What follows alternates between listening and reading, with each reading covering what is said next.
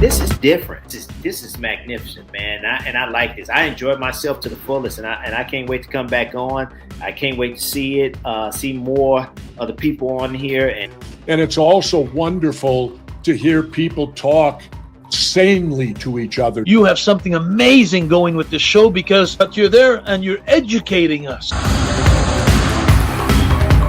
I mean, yes, pain is inevitable. I mean, there's a reason we have these sensors in our body. I mean, they're warning signs. In other words, something hurts. Obviously, something is amiss. She told me her story again about her and her dad, but she also said, by the way, my father passed away. She's an only child. She didn't have any family. And she asked me to walk her down the aisle. That's the part that changed. It's just that cruel moment of when you realize there is no hope. That tears at me, but it doesn't tear at me anymore because there was hope. I hung on just long enough to come out the other side. And here I am. Look at me, all beautiful and stuff. This thing has drawn me out of myself and thereby drawn me into myself. But I learned a lot. And from you, Avi, I always learned something from you. Continue to work as hard as you can, because by working, Avi, you will keep yourself busy and get used to the grief. Another trio of questions, now more underrated. We have Billy D. Williams, Italian men named Skippy or Unicycle. I'm sorry, Italian men named Skippy. Put me away, Avi. That's Archie Bunker, the mountain climber. Ralph Cramden, the yoga instructor, or Don Corleone, the computer repair person.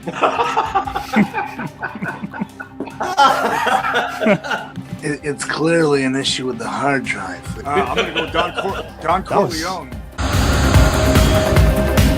Where I went around, I visited all the adults first in the Stony Brook University Cancer Center, and then I visited the children. And I would say the adults were at least as enthused and joyful to see Santa. And I got a chance to get to know Joe Weider. Joe was like a second father to me. He took me under his wing. He introduced me to art. He introduced me to history.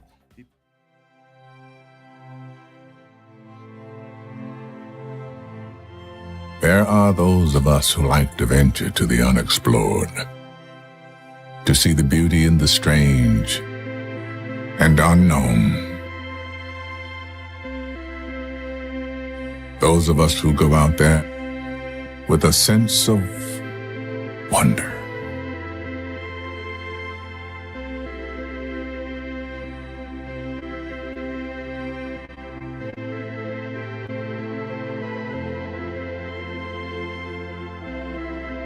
It's the magic of risking everything for a dream that nobody sees but you.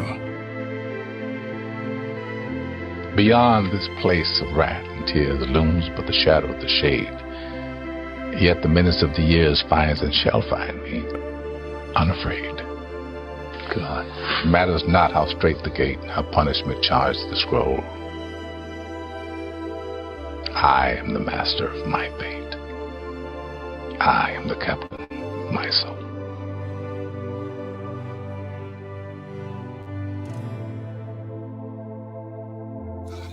I have to remind myself that some birds aren't meant to be caged.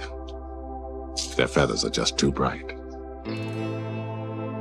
And when they fly away, the part of you that knows it was a sin to lock them up does rejoice.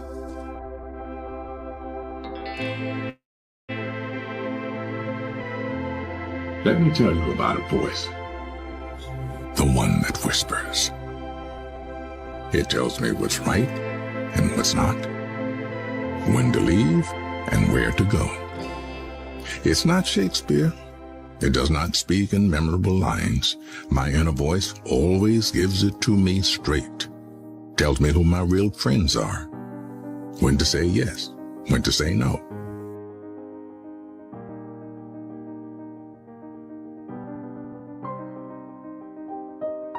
Whether the person sitting next to me is the one I'll be spending the rest of my life with.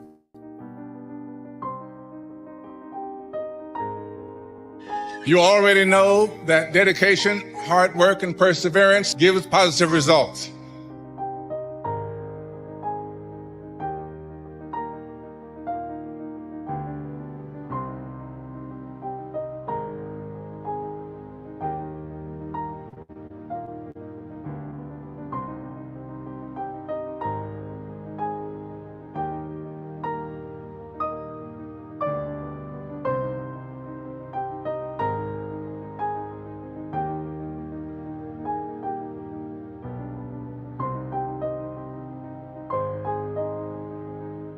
Let your instincts guide you.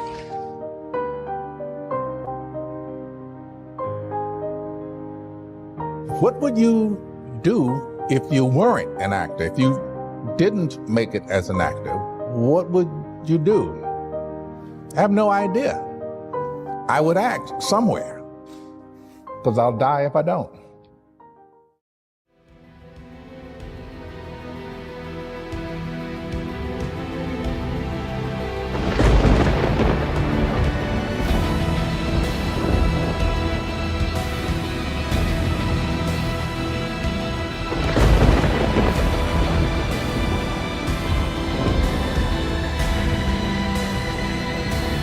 A blast. I want to dance with somebody. There we go. I'll do it. I do too right now, guys and gals. And you know, but I was going, Tom, Don, I'm a true fan. Yo, I never watched all of your movies through, Tom, because they scared the crap out of me. Love y'all, man. Pleasure. Great to meet you. It's great to meet you too, Trent. Yeah, Avi, you did a great job. Hi, I'm Rick Barry, a member of the Basketball Hall of Fame and one of the NBA's top 50 players. And I'm really excited to tell you about my new relationship in the broadcasting world with the new network. It's TKN, and a young man named Avi Klein has poured his blood, sweat, and tears into creating this new network and assembling an amazing group of individuals to co-host shows with him. Legends from every walk of life who are just bringing their knowledge and their experience and their wisdom, and this is amazing. I feel like this is a cosmic convergence of what is most important to him, and he's such a stand-up guy. Here, but with a very warm heart for Avi and thanking him for all the work he's put into creating the new network. For me, I have just a teeny part of this in terms of having a program that's based on storytelling, where I get to share some of my stories with you. I can't even imagine how hard Avi Klein worked. He tells me he gets 4 hours of sleep a day, and I actually believe that, because Avi is so passionate, he works so hard. There is nothing that was on TV tonight that even remotely rivals what we did on this broadcast. I am so grateful for our friendship.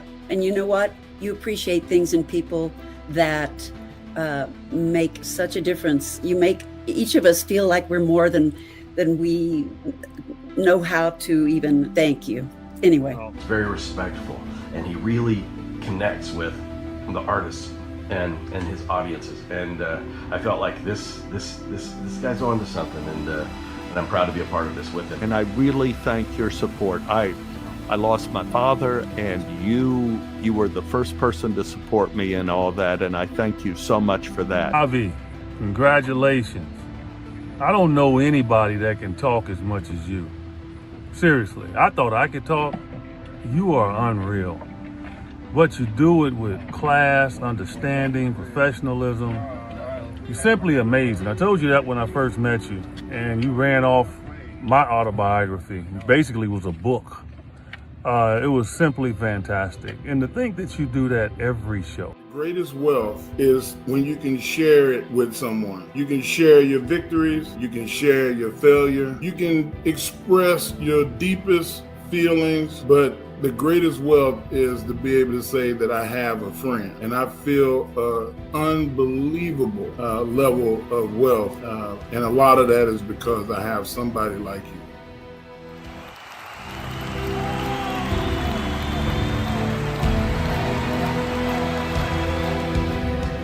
Last name Ventura, first name Jesse. I'll tell you this, Avi, you definitely do your homework. John Amos. Man, what an introduction. I hope I can live up to that. God bless you. I hope you're getting paid a lot. That was the greatest intro I think I've ever had. So I'm highly impressed. So I would give this a very high A. Well, thank you very much. I can't think of a better way to begin the new year than with you. Avi, always great to hear your voice, kid, and to hear your intros. You're amazing. Last name Davidson, first name Tommy. Nice. Now, I think that's the best intro I've ever had. Did you have a nice time tonight in the green room? I had a great time. I can't tell you how refreshing it is that somebody knows what they're doing. Avi is a poet, but he doesn't know it, but his feet show it.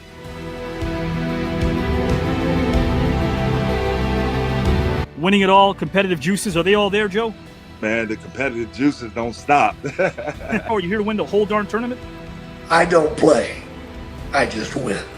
You're chomping at the bit to get in this thing. Oh yeah, man. I've been telling you, brother. You brought up some names to me, and I was like, I can't wait. I hope they don't see me because it's gonna be on like a steaming pot of neck bones, baby. And I'm not playing. Mike, I got to ask you the golden question. Are you here to win the entire thing, my friend? I'll just say this, Avi. Winner, winner, chicken dinner. But are you here to win the entire celebrity tournament when it's all said and done? I saw a very familiar face in Mike Rotundo, better known as IRS, and he said that he was here for the winner chicken dinner, and I want to take away that chicken dinner. So yes, I want to win this whole shebang. First name Joe Smith. Welcome, my friend. Oh my God, Avi. Where did you get all of that from? Oh my God.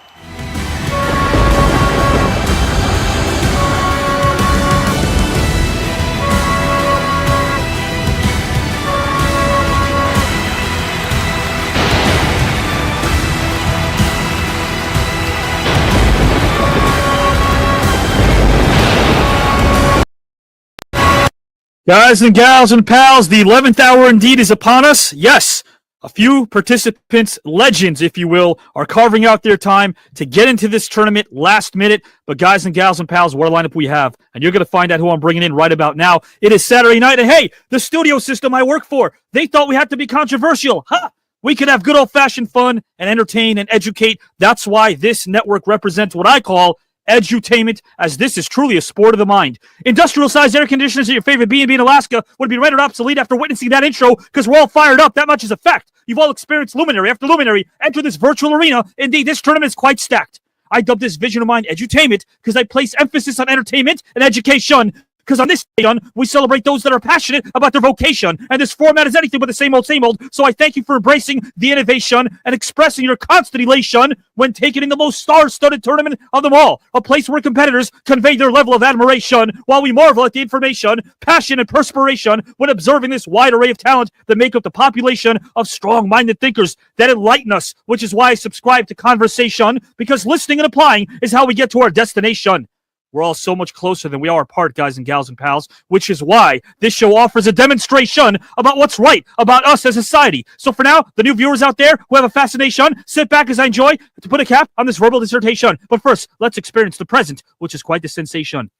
If Sunday nights are morning coffee, and Friday evenings are martinis, then Saturdays right here on TKN will make sure that you are creatively nourished and full like a big old bottle of Red Bull. We avoid the profane and never complain, because positivity epitomizes gain when one is looking to remain in a plane where they refrain from the negativity, because the word is quite the drain. So escape the mundane and allow us to entertain like a night out listening to one Mr. Newton, first name Wayne. The point is, we're all aiming at the same place. They call it success indeed. Don't sprint on your way towards achievement. It's about efficiency and consistency, never the speed. This tournament provides what I dub competitive camaraderie, so if any of you want controversy, go away. I subscribe to conversation over controversy. That'll always be my way. Be open to development, because human growth and ensemble go hand in hand, as authenticity is meant to last. Take this experience, which is philosophically fun. It's an event, a sport of the mind. This isn't a podcast. This is edutainment personified. A place that offers an ambitious alternative in the digital sphere. We're not the norm, because salaciousness and controversy don't belong here. You don't need to live in hell in order to embrace the warm. So smile at your neighbor, promote positivity, and never apologize for your passion. Here on the new network, it's quite evident that compassion is what's in fashion. I subscribe again, guys and gals, to everything positive, so let's keep doing what we do and realize that our motto isn't the Sherlock Holmes mystery. A legendary director of Superman fame, my mentor, told me years ago, write your own history. Teaching history and screenwriting for the best was one thing, but sharing your history is an honor. That mentor lives in my heart daily. His name was Richard Donner. So let's sit back and realize what we've witnessed in this tournament, oh so grand, where 135 Hall of Famers and Hollywood Award winners and nominees own this land, as we discover and rediscover our humanity through open dialogue and expand. So be prepared to give a hand to competitors that are about to work their sweat gland, all the while our attention they command. It's my honor to present these men and women who don't see themselves as merely a luminary. With 15 grand and a 5-day trip to Greece on the line. One can't forget about the pride and the prize. So with that, let's all rise and reprise our roles as educational voyeurs that never chastise or agonize, but rather revel in our beautiful reality without needing a disguise. Here on this network, we're allergic to lies. The bard Mr. Shakespeare once said, "It's not in the stars to hold our destiny, but it's in ourselves." So if you love something, don't hate others that do, because doing is the sweet nectar that's most rewarding. Take a moment to breathe, admire your desire to aspire, because if you don't, life will be but a blur. Of this I'm sure, so never hate the flower for starting out as a seed. Long distance running is essential. It's not a stampede, so don't run anyone over on your way to the top. Focus on yourself and never forget to cheerlead. Root for your loved ones and lift people up. This human fortune cookie hopes that we've all agreed that positivity is something we can never concede. So with that, let's bring in our first participant right now. Guys and gals and pals, who will it be? You will find out right now. You know, they say a genuine leader is not a searcher for consensus, but a molder of consensus. We sail within a vast sphere. We drift into uncertainty. We're driven end to end. True competition is not a race against anyone else. No, the real journey is only against yourself and your unrealized potential. You have no idea what you're capable of until you test your limits. Our first participant is one of the most inspirational human beings on this planet. As the obstacles began appearing before him, he simply became stronger and stronger and stronger, externally and internally. He was born in Bridgeport, Connecticut, and was the grandson of a Polish immigrant from Kharkov. Growing up near Monroe, he attended Mercer High School, where his athletic gifts made many a human go wow. Encouraged by his parents, he played tennis, baseball, and football, and developed into one of the state's best high school basketball players. His future was so bright, everyone could see there wasn't a need to contact a bunch of soothsayers. He was also a very good student, so good that he was able to leave high school a year early, a fact that most college recruiters overlooked. He always had a kind heart and made people around him better. Hang with him and you were hooked. He struck up a friendship with a Duke player named Terry Chili at a basketball camp and decided to make the Durham, North Carolina school his first visit after his sophomore year. Soon we'd all cheer at a man who annihilated the beast of life known as fear while asserting his dominance on the court like an in his prime King Lear. He fell in love with the campus and he committed to the Duke Blue Devils, where head coach Bill Foster was trying to rebuild the program. In the words of Uncle Sam, they wanted him because his play eradicated the grim. All one had to do was watch him kick butt in the gym. In his first season, this legend averaged 15.3 points and 10.7 rebounds. Happy times were there again in Duke. One could not ignore the sounds. He was named the Atlantic Coast Conference 76-77 Co-Rookie of the Year, and as a sophomore, he even got better. He averaged 20 points and 20 rebounds, earning first-team All-ACC honors while placing emphasis on one letter, the letter W, as he was all about the win. Much to no one's chagrin, he took care of business like an Andre the Giant pin. Duke also won the ACC tournament for the first time since 1966, and they made the NCAA tournament where this man was an instant classic, like a vintage Beatles vinyls. He had a 29-point performance against Notre Dame in the semifinals. The Cinderella Blue Devils made it all the way to the 78 national championship game, where they battled oh so valiantly. This man's stock was rising. This we could all see. His 20 points and 12 rebounds in the game earned him a spot in the All-NCAA Final Four team. Years later, his testimony and mission would remind us all that reality is far brighter than any dream. As a junior, he earned All-American honors and was named ACC Player of the Year, as the fans never left their seats for popcorn and a Coke. By the time his NCAA career wrapped up, there were many records that he broke. Let me bring up some of his accolades and illustrate why he's one of the greatest of all time. I shall even do the following sans one singular rhyme. 3-time All-America, 1978, 1979, 1980. 3-time Academic All-American, 1978, 1979, 1980. ACC Player of the Year in 79. 3-time All-ACC, 78, 79, and 80. All Final Four and All-East Regional, 78. He set a school single-season record for blocks with 97, and his senior season marked the third time that the history major was named an Academic All-American. He still holds Duke career records for rebounds, blocks, and is third in scoring. His jersey number 43 was retired by Duke shortly after he left the school and was later inducted into the Duke Sports Hall of Fame. But despite the name, the acclaim, and the fame, his way of being stayed the same. He enjoyed an outstanding 14-year NBA career, and he never let anything stop his excellence, not even broken bones or torn joints. He's one of only a handful of pro players to haul in more than 6,000 rebounds and score more than 10,000 points. But as impressive as those numbers are, how he gives back is something we must cherish and love, not merely like. If you bet against this man missing a free throw, you better take a hike. He was a Harley Davidson, strong and fierce, while the rest of us were barely keeping up on a bike. So get on your feet, like a passionate Knicks fan named Spike, as I bring in a wonderful, intelligent, kind human being. Last name Gminski. First name Mike. Welcome to the tournament, my friend. Avi, how are you? I don't know that I can match that energy. I've only had 5 Red Bulls coming into the show. Until getting them sponsors. Well, you deserve that, because not only are your accolades absolutely impressive, as a basketball junkie like me, you know that, but what you're doing, what you're giving back. I'm going to bring in our next participant right now, but I have to bring this up. You, my friend, are doing so much. You're speaking the good word. You're giving people hope. That's something I really cherish, and I want you to know that. Well, I appreciate it. And coming up on 4.5 years sobriety and doing a lot of work in the recovery community here in Charlotte, North Carolina. And Christ has been good to me in my recovery and just trying to help others get on that path as well. I think that's pretty awesome, my friend.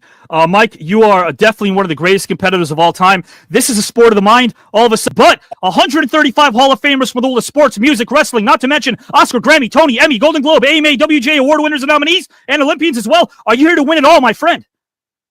Hey, you know what? This is the new network. I knew this is where I wanted to be because I knew I was going to win and I knew everyone else was playing for second place.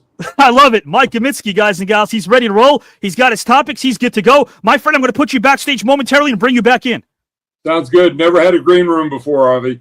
I love it. Guys and gals, Mike Gminski, all smiles. This man touches a lot of people's lives. You're going to follow him. We're going to talk about some stuff. He's too humble to bring it up, but I'll ask him because I want you guys to know what he's doing. And again, what an amazing speaker, and he's giving back to the community. Great human being, as is our next participant, a man whose literary works of excellence meant so much to me as a writer. And I want to give him his proper introduction right now, so why don't I? Because the aim of life is to live, and to live means to be aware, joyously, serenely, divinely aware. If life is a song, sing it. If life is a game, play it. If life is a challenge, why not meet it? Realize it.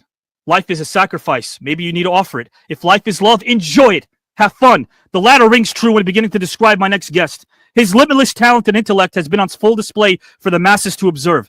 His work epitomizes the unselfish collaboration, as he's created such great harmony with colleagues. He's a remarkable and fascinating human being with layers of depth going several orders of magnitude deep.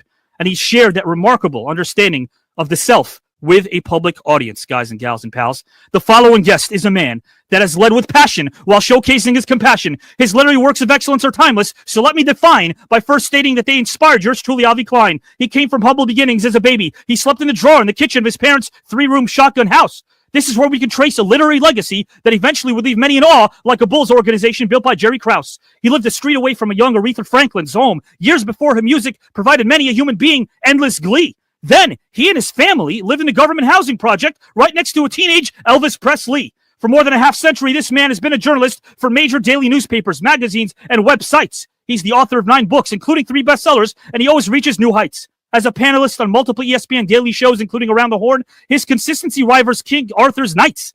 But he also is a legend of the long form and written word, but who can forget his awesome sound bites? He's a renaissance man, as he has flown with the U.S. Navy's Blue Angels. He won 2 celebrity harness races and driven a pace car around the Indianapolis 500 track. He's also played in pro AM golf tournaments with Phil Mickelson, Hale Irwin, and Erwin Els. His resume is indeed quite stacked. He played touch football against Elvis and has been on more adventures than a Lord of the Rings hobbit named Bilbo. I mean, how many humans can say they played blackjack along Jordan and Barkley and Monte Carlo? He's covered more than 40 Super Bowls, 14 Olympics, and every major college championship in football and basketball and sports multiple times. Nothing could do this man's life journey justice, not even some Avi Klein rhymes. He covered and wrote about 9/11, the civil rights marches in the South in the 60s, and Dr. Martin Luther King Jr.'s assassination in Memphis. He's touched many lives by giving back and creating smiles. That is definitely the consensus. He's received more than 150 local, state, and national awards, and is also in the Hall of Fame as he's innovated the sports journalist scene. His first paying journalism job was as a sports editor of the Whitehaven Press when he was merely 16. He's the man behind the Baskets of Joy that has given back to over 100,000 less fortunate elderlies, as his heart has always been known to care. Eventually, this program expanded to a campaign called Season to Share. So give a warm welcome to a man that is about to take the stage, a man that can light it up and always engage. His advice is always considered quite sage, so say hello to a kind, humble, intelligent human being. First name Woody, last name Paige. Welcome, my friend, to the celebrity tournament. I think you have me confused with somebody else. That doesn't sound like me. I'm a jag. I'm just another guy. And you've had, I go through the people that you've had in this tournament, if I can call it that. Yeah. I covered most of those wrestlers. I've been in backstage with those guys. Sure. Those Olympians that you've had in the tournament, I've covered all of them. I've covered everybody from Mike Gminski to Michael Jordan shot in the Final Four in New Orleans in the Superdome. Yes. I just go through that list and I go, I don't belong here. I don't have any reason in the world other than you invited me. And I think I kept running around in my chair thinking there was somebody behind me that you were talking about. So no, that's all you. I feel honored. I feel thank you. Passionate about what we're doing here, and I'm just happy to be a part of it. And I just finished doing Around the Horn. Yes. I won today, and so now I'm up to 783, and records are made to be broken, but this one's not going to be broken because we're not going to be around much longer. Well, you have the largest percentage of wins last year, too, on the show, if I'm not mistaken. Largest percentage. Yeah, there you go. Woody, I have to ask you this. And by the way, before I even do, let's let the audience know. Although he didn't quite use that foul line dunk as his last dunk in the 76 ABA dunk contest, you were one of the judges. You were one of the judges in that inaugural dunk contest. Now, Gina Serving, when he took off at the free throw line, I'd never seen that, but I'd never envisioned that would occur. I mean, I don't know that anybody in basketball thought you could fly through the air like a Superman, also including artist Gilmore. David Thompson? David Thompson. So yeah. You had a La Crema group, and the NBA adopted eventually not only the three-point line from the ABA, which I covered to its infancy, right, but then added a dunk contest that lives to today. And I mean, we've seen thousands of dunks, but I don't know that you can go back to that first one in the ABA in 75, 76. Yeah. That actually don't overpower what we're seeing in today's slam dunk contest. I think the defining images in that era for the NBA and ABA were so vastly different but connected. In 76, the dunk contest for the ABA. In 74, Dave Cowan scrapping for that loose ball in the 74 finals against the Bucks, which went 7 games. Interesting how they merged different styles of game. They came together. It took a while for them to actually, I guess, gel as a league that was interweaved. But man, oh man, you covered it all. You saw it all. And as a former history teacher, civil rights is a big deal for me. You covered the civil rights. Gosh almighty. Woody, I mean, you have so many accolades just like Mike Gminski. I have to ask you the age-old questions. The audience, the sponsors, they want to know. Are you here to win the entire tournament, my friend? Well, I've won Around the Horn so many hundreds of times, to be honest with you. So I'm accustomed to winning more than Ty Cobb, more than Mickey Mantle, more than any of the Olympians, obviously. And I want to win so badly for one reason. Yes. I grew up playing in a weeded field in Memphis, Tennessee, in a housing project, and that weeded part of the land in downtown Memphis is now St. Jude Hospital. Wow. And St. Jude Hospital, I think, as everybody's aware of, watching this, never charges any child. Sure. And I would like to win this tournament and donate it to a family that has been at St. Jude Hospital so they could take their son or their daughter or their kids and go to Greece.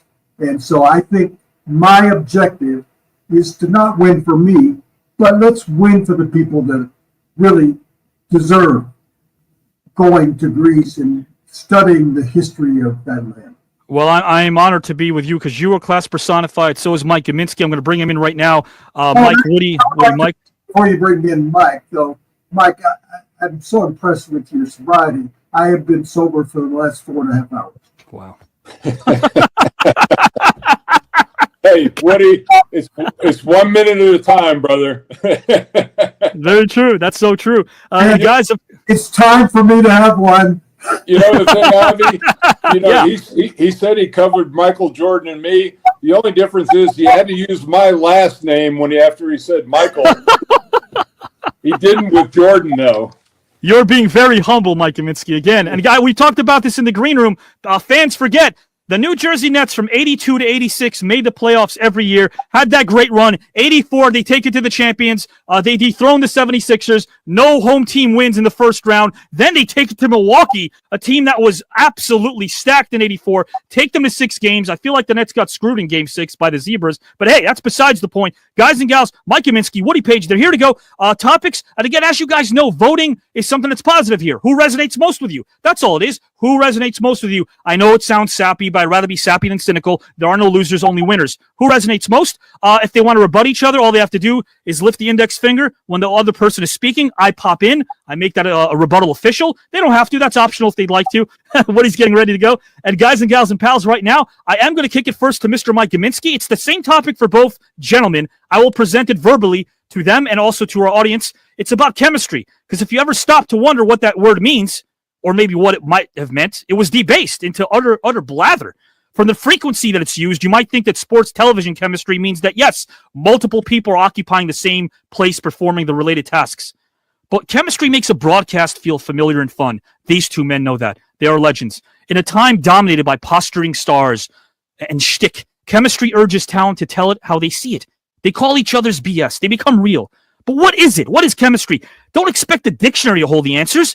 Lacking established formulas, this chemistry clearly is not connected to lab science, so chemistry can't be an issue of casting. Not solely, but what if you are on a special assignment? And what if that special assignment relied on chemistry? So I'm going to start off with Mike. If you were sent back in time, it's a two-parter. If you were sent back in time to commentate, either on location or in a studio, a historical event, which event would you choose to commentate and why? Which historical figure would you choose to commentate with you and why? And if you could pick any historical figure that would travel to present day 2025 and appear on screen with you as a play-by-play for a week, who would you select and why? Take your time, my friend. The floor is yours. Whenever you're ready, good sir. Okay, so I'm going with both. Well, and Woody, since I'm a history major, I'm going to go with first in the 1800s. I picked the Gettysburg Address as my historical moment to go back and cover. And the person that I wanted to have cover it with me was Walter Cronkite. And I picked that for two reasons, because I think we're in kind of a similar time. And the Gettysburg Address is something that is really fascinating to me. And Abraham Lincoln is a very, very fascinating person. And I think he may be one of the most important people in our history. A guy who was fighting to save our country, save the unity of a country that wasn't even 100 years old at the time. Had just signed the Emancipation Proclamation 6 months earlier. And many view this battle as maybe the turning point of the war. And here he was called in to consecrate this battlefield. And the gentleman, I can't recall his name, who was speaking before him, went on and spoke for about 8 hours. And Lincoln came on afterwards, and he agonized over this speech for a long time. And I believe it was less than 300 words.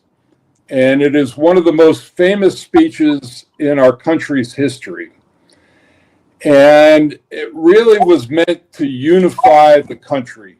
And it really built on the Emancipation Proclamation. And it was not something that proclamation was not something that Lincoln ran on when he was first elected president, but he knew that was something that had to bring this country together. And a reason why I chose Walter Cronkite, he saw this country in the 1960s, and so you witnessed a lot of this through civil rights, through a very turbulent time. And, we live in a time where I don't know that we have the most honest people who are sitting in front of the camera. And I think that he was a guy that the people in this country really turned to, whether it was Vietnam or civil rights, to really get the news and to understand what was happening in our country. And I think that he would have been a fascinating guy to go back and to cover that event and to interview President Lincoln after he gave that address, to talk with him about what he said, what kind of impact he felt it had. No television, and that was the thing with Walter Cronkite. I mean, that's when TV. I mean, he announced to the country that President Kennedy had been assassinated. I mean, all of that, he brought the Vietnam War to people's homes through television. And that all started with Walter Cronkite. So I feel like the honesty that he would have brought, that he did bring to that era in the 60s through TV, that he would have brought to the country back in the 1860s with that event. And I'm a great admirer of Abraham Lincoln. And I think that would have been a special time for me to do that event with him. Fast forward, this is going to seem a little bit odd, but I'm a great admirer of Winston Churchill. And I would love to have Winston Churchill accompany me to Donald Trump's inauguration. And I say that because Winston Churchill, I think, was one of the most important figures in the world in the 20th century. Given what he did in the early stages of World War II, before America got into the war, and he was the lone figure standing against Hitler in World War II. And he was called by his country when nobody wanted that position. And what he did at Dunkirk and how he rallied his country and what he did to bring, basically Japan brought America into the war, but how he held everything together. And then, the way he was pushed aside after that war was finished in 45 and the Labor Party was elected. And then in 51, he was brought back in as prime minister for another 4 years. And I think it would be fascinating to get his take on what Trump is going through right now, having been brought back after his first presidency, and also to get his take on what is happening over in the Middle East and in Russia and Ukraine right now, what is happening in world events, because he was very prescient about what was happening over in Russia with the Iron Curtain and with Stalin. He saw that coming. He was kind of pushed aside toward the end of the talks with the United States and with FDR and Stalin toward the end of the World War II. And I would just love to hear his take on foreign policy as it exists today in the world, how he sees it, because he was pretty clear-eyed about what was happening over in Europe at the time. It's funny you bring up that dictator. I won't mention his name in Germany in the mid-40s because I shot a documentary about the Battle of Stalingrad, the biggest battle ever in World War II, where essentially, people say the downfall of Germany was turning on the Russians. In 45, it was so despicable to know that in his bunker, locked away, with all of his soldiers essentially decimated, he had 15-year-old boys and senior citizens guarding that bunker, knowing fully well that they were going to die. He did not tell them to stand down at all. And when you bring up, you bring up Cronkite. A lot of our viewers should know this. Cronkite was so unbiased, and it got to the point of Vietnam that he couldn't stand it anymore, that essentially LBJ called him and said, "You're killing me out there. You're killing me out there because for the first time, people viewing you as the reliable Uncle Walty, someone we can count on and rely on, and now you're taking a stance on this one way or the other." And Cronkite had an interesting answer to him. He said, "If I reported the news in a way that wasn't honest to myself, I wouldn't be reporting it at all." Well, and he said basically the war was unwinnable on the air, but the visuals, it wasn't like this was TV. People were seeing what was happening, and he, not that he wouldn't do it anyway, but he had to report what people saw and what he felt. And that's, that's why I felt, so strongly about that. People really, I think they believed the people that they watched back then. Yeah, right. Maybe the dividing line was 63 during the Kennedy assassination, because prior to that, everybody trusted government. Kennedy realized he couldn't trust government, even though Eisenhower warned him about the military-industrial complex and said, "No, don't do it." But the Bay of Pigs fiasco. I mean, there were Cuban refugees who were lawyers and doctors and cab drivers, and he was told that they were being trained by us. They weren't being trained by us. They were sent out to slaughter. And when he found out that, amongst a couple of other items we won't get into, he spoke publicly against the military. LBJ got the memo, never did that. Of course, it helps that his neighbor was Hoover, but essentially maybe that was, the trickle-down effect in terms of society not trusting its leaders and government. That might have been the dividing line, November of 63. Well, and I just watched a documentary on the Cuban Missile Crisis. Everybody in that room wanted to push the button and go to war. McNamara included, yeah. Except Kennedy. You know, right. LeMay wanted to go to war. McNamara wanted. Everybody in the military wanted war, and Khrushchev didn't want war. Those two were the only sane ones in the rooms. And they were back channel. So the Pope. They were back channeling through the Pope. Khrushchev and Kennedy were back channeling through him. And unfortunately, Kennedy gets assassinated in 63. A détente in 64. So Khrushchev is out of there as the premier. And then we have, with the exception of détente in the 70s, the Cold War continued. It escalated, came back, of course, in such a hard fashion. But you're right. McNamara, in his documentary that many people should watch but don't know about, called The Fog of War, on his deathbed, essentially mentions that he dropped the ball. And if it wasn't for an unnamed Soviet individual in a submarine, people should look this up. It's very, very interesting, this piece of information. You may not find it in the Google machine, or definitely not in Wikipedia. But the person who stopped World War III from happening was an unranked soldier. An unranked Soviet soldier in a submarine. So who knows what could have happened if one decision was made or altered. One person stood up against authority, and it wasn't from our side. It was someone on the Soviet side. We were so close to World War III in October of 62, probably the closest we ever were. Well, they made mention in this one that I saw that there was one nuclear tipped torpedo in one of the subs. Yes. And they found out about the Soviets actually essentially hiding those missiles in Cuba, because there were soccer fields that were being built to cover them, and the U.S. intelligence knew, wait a minute, the Cubans don't play soccer. What's going on over here? They found that out. I'm going to kick this over to Woody Paige, but I do want to bring this up, guys. Mike Gminski, a very intelligent human being, very classy, and I like that he doesn't fit all stereotypes, because back in the day, he didn't even drive a BMW. He drove an Audi with jersey plates, a Duke sticker, and 98,402 miles on the odometer. Is that right? I got it over 100,000. So you know what? It was tough in the winter because it was a diesel, and it was a rough start, Avi. I love that. And I feel good that we've kept Woody sober for another 10 minutes here. So that's a plus.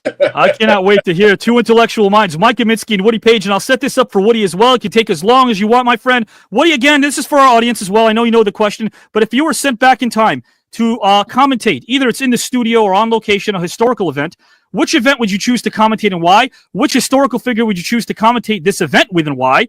And if you could pick any historical figure to travel back to present day 2025 and appear on screen with you as your play-by-play for a week, who would you select and why? The floor is yours whenever you're ready to go, good sir.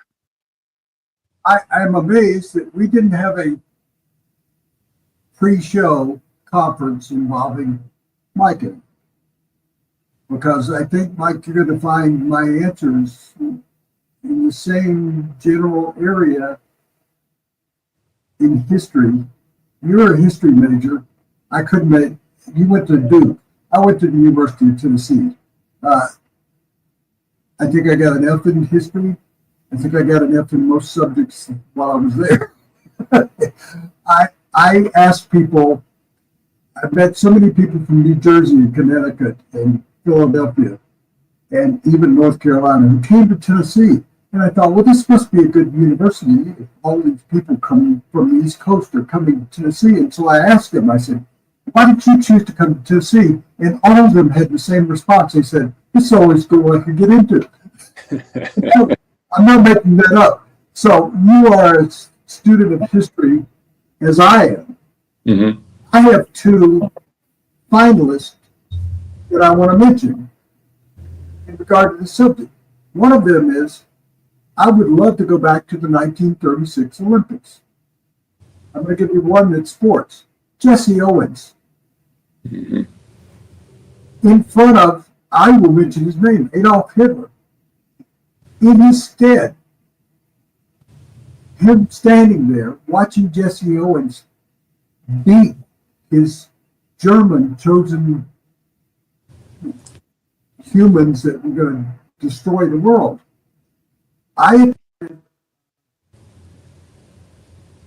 an NFL preseason game in the Coliseum in Berlin. And one of my friends took me up to the Adolf Hitler box, which was the first box maybe since Roman times in the old Coliseum. And I sat there where Adolf Hitler sat, and then he took me down an elevator, which was deep in the ground and had a tunnel out of there with a car that he would have brought around to him through a neighborhood next to the Coliseum, that he was so afraid of being assassinated himself or being stoned that he had to have a tunnel built to the Berlin Coliseum through a neighborhood underneath it so he could get out of there unscathed. And I found that to be fascinating to me, that Hitler was so hated by the people that were behind him in regard to what was happening in the world. But to talk to Jesse Owens as a sports writer after those events, I don't know that we had sports writers there covering the event like today at every major event, like the Olympics. I've covered 14 Olympics. I can't imagine being able to say, walk up to him and say, how do you feel about doing this in front of Hitler? That was a finalist for me. The other finalist is, and I think both of you will find this funny, but it's really what I believe. I would have liked to have welcomed the first man on the moon from the United States. I would have liked to be on the moon. You didn't make rules on me that said, I would like to have been able to be there when an American stepped down and said, one small step for a man, one gigantic time. And if I had been there, I would have had a scoop, first of all. I wondered how I ended on the moon before anybody else did. And the reason why I bring that up before I get to the answer to the question is, I played golf with and spent a full day and an evening of getting drunk with, forgive me, I'm mentioning that again, with Alan Shepard, who was the first man in space. And we both attended a golf clinic in Vail, Colorado. And I got to play golf with him. Not only was he the first man in space for the Americans, but he also later landed on the moon. And so that gave me my thought in regard to being on the moon. We lost a school teacher in the space shuttle. And next to go up in the space shuttle was a journalist. And you mentioned Walter Cronkite. He was a candidate to go up in the space shuttle. I was a candidate. I have on my wall here, it says one of the finalists for journalist in space. And they dumped that. Well, one of the reasons I wanted to go was to spend time with Alan Shepard. And I asked, and I don't know how far we can go with this, but I asked, first of all, I asked Alan Shepard, what was the golf ball he hit on the moon?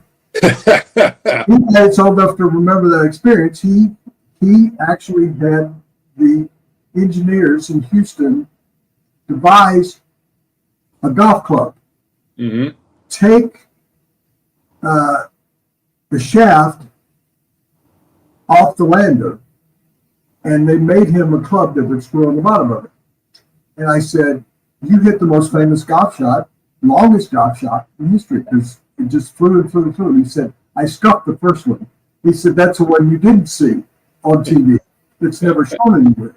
He said, the second one, he said, they made me a 6-iron. I hit a 6-iron and hit some off. And he said, it'd still be me be circling the moon. It's somewhere there if it hadn't turned to powder. And so I said to him, well, what's the golf ball you used? And he said, I've never told anybody. He said, there was a company that came out with a moon ball, and I sued them. Not for money, but I had not told anybody.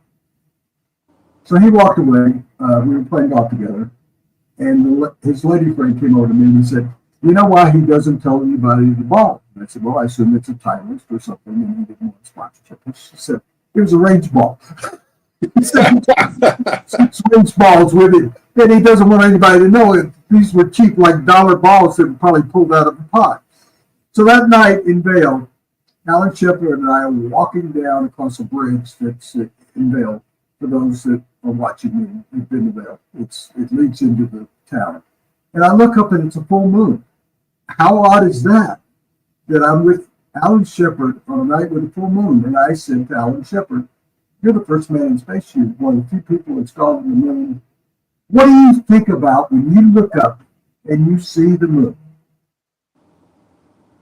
He said, I've thought about this. He said, I look up and he goes, I can't believe I walked on that motherfucker. And I said, it's a good thing you weren't the first man on the moon. I said, we have one of the most famous quotes of all time. One small step for man, one giant leap for mankind. And your saying would have been in place of that if you had been one of the first. So my time with Jesse Owens and Adolf Hitler, and please take that, everyone, as the way I meant it, but to see Jesse Owens stand down Adolf Hitler in his stating that he built, that he's escaping from Jesse Owens with a tunnel underneath the neighborhoods. And with the first time we landed on the moon, which was almost 1969, and that was John Kennedy, and his name being earlier, that was John Kennedy's objective. Let's go to the moon. My finalist, you went back to the 1800s. I'm going back to the 1700s. I'm going back to not July 4th, 1776. That's the Declaration of Independence. I'm not going back to the Constitution of the United States. I'm going back to the Bill of Rights of the United States and the first 10 amendments. And Mike, you're a historian, you're a history major, you probably know this. I want to talk about being with James Madison and Thomas Jefferson. Thomas Jefferson, who penned the final Declaration of Independence. James Madison, who gave us our First Amendment and the Bill of Rights. The Bill of Rights is based on the Magna Carta from Great Britain 500 years before that. So the Bill of Rights, which really declared equality and rights of people, humans versus Congress. And so in 1789, when the first Congress met, there was a great deal of differences between the South and the North. And you and I both spent a lot of time in the South. There were already rulings of the South and the North didn't agree about a lot of things. This is it's not a slavery issue at that point. It's about rights. And who would I have with me? Two people. Benjamin Franklin, because I think he was one of the most creative people in the history of the country. He flew a kite. People now use that term to say, don't fly a kite. Well, he was the first person to actually discover electricity with a key on a kite. And he was a worldly man. He spent a lot of his years in Paris. He was married several times. Benjamin Franklin started the post office and started a newspaper, something I have great appreciation for. I would like for him to commentate on James Madison and Thomas Jefferson, whether he agreed with what they were doing and what was happening in the country at this time. In 1776, we broke away from the King of England in England. We had the war was to come with England in 1812.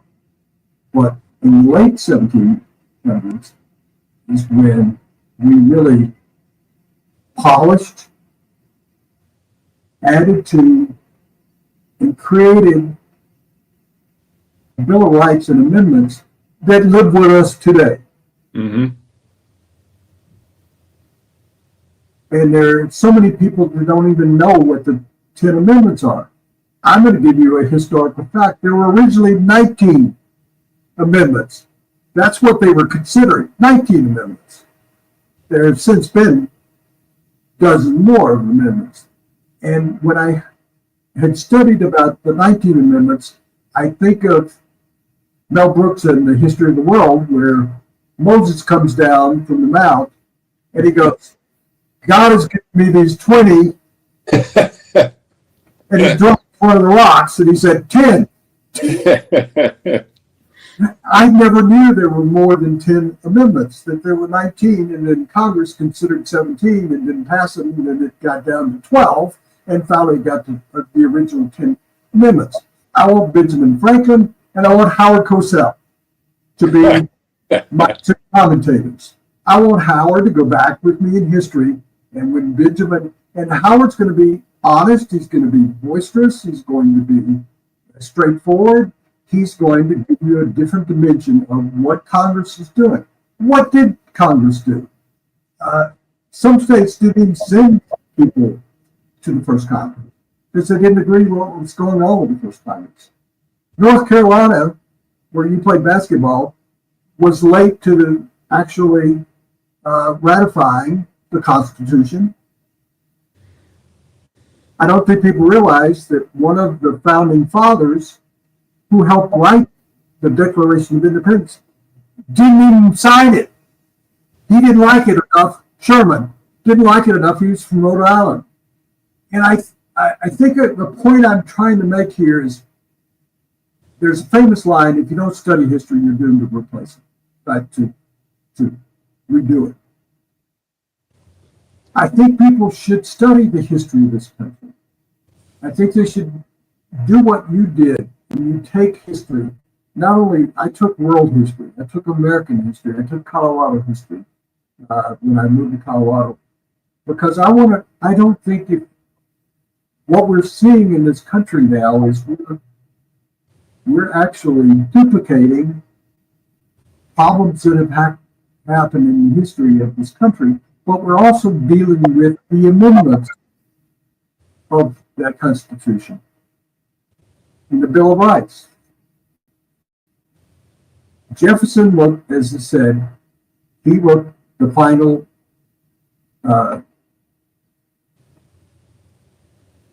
advanced Declaration of Independence. James Madison, who was his closest friend, they lived 4 miles apart. If anybody ever goes to Virginia, you can see Hermitage, and you go 4 miles away, and you see where James Madison lived. They would have dinner, and you know this from living in the South, at points in your life, that for me, when I was growing up, dinner was at lunchtime, and supper was the night. Yep.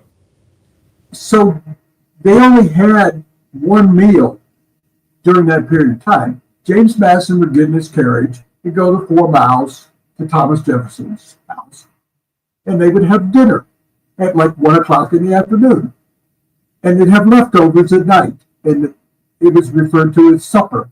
So that's how dinner later became the night meal. Supper disappeared.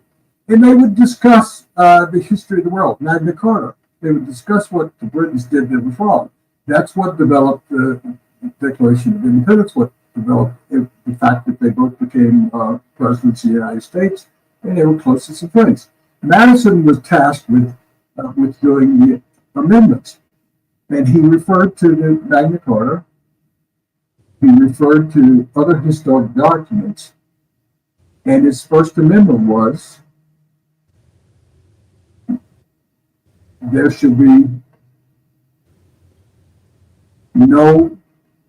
will be freedom of religion, that the government can interfere with religion, promote religion.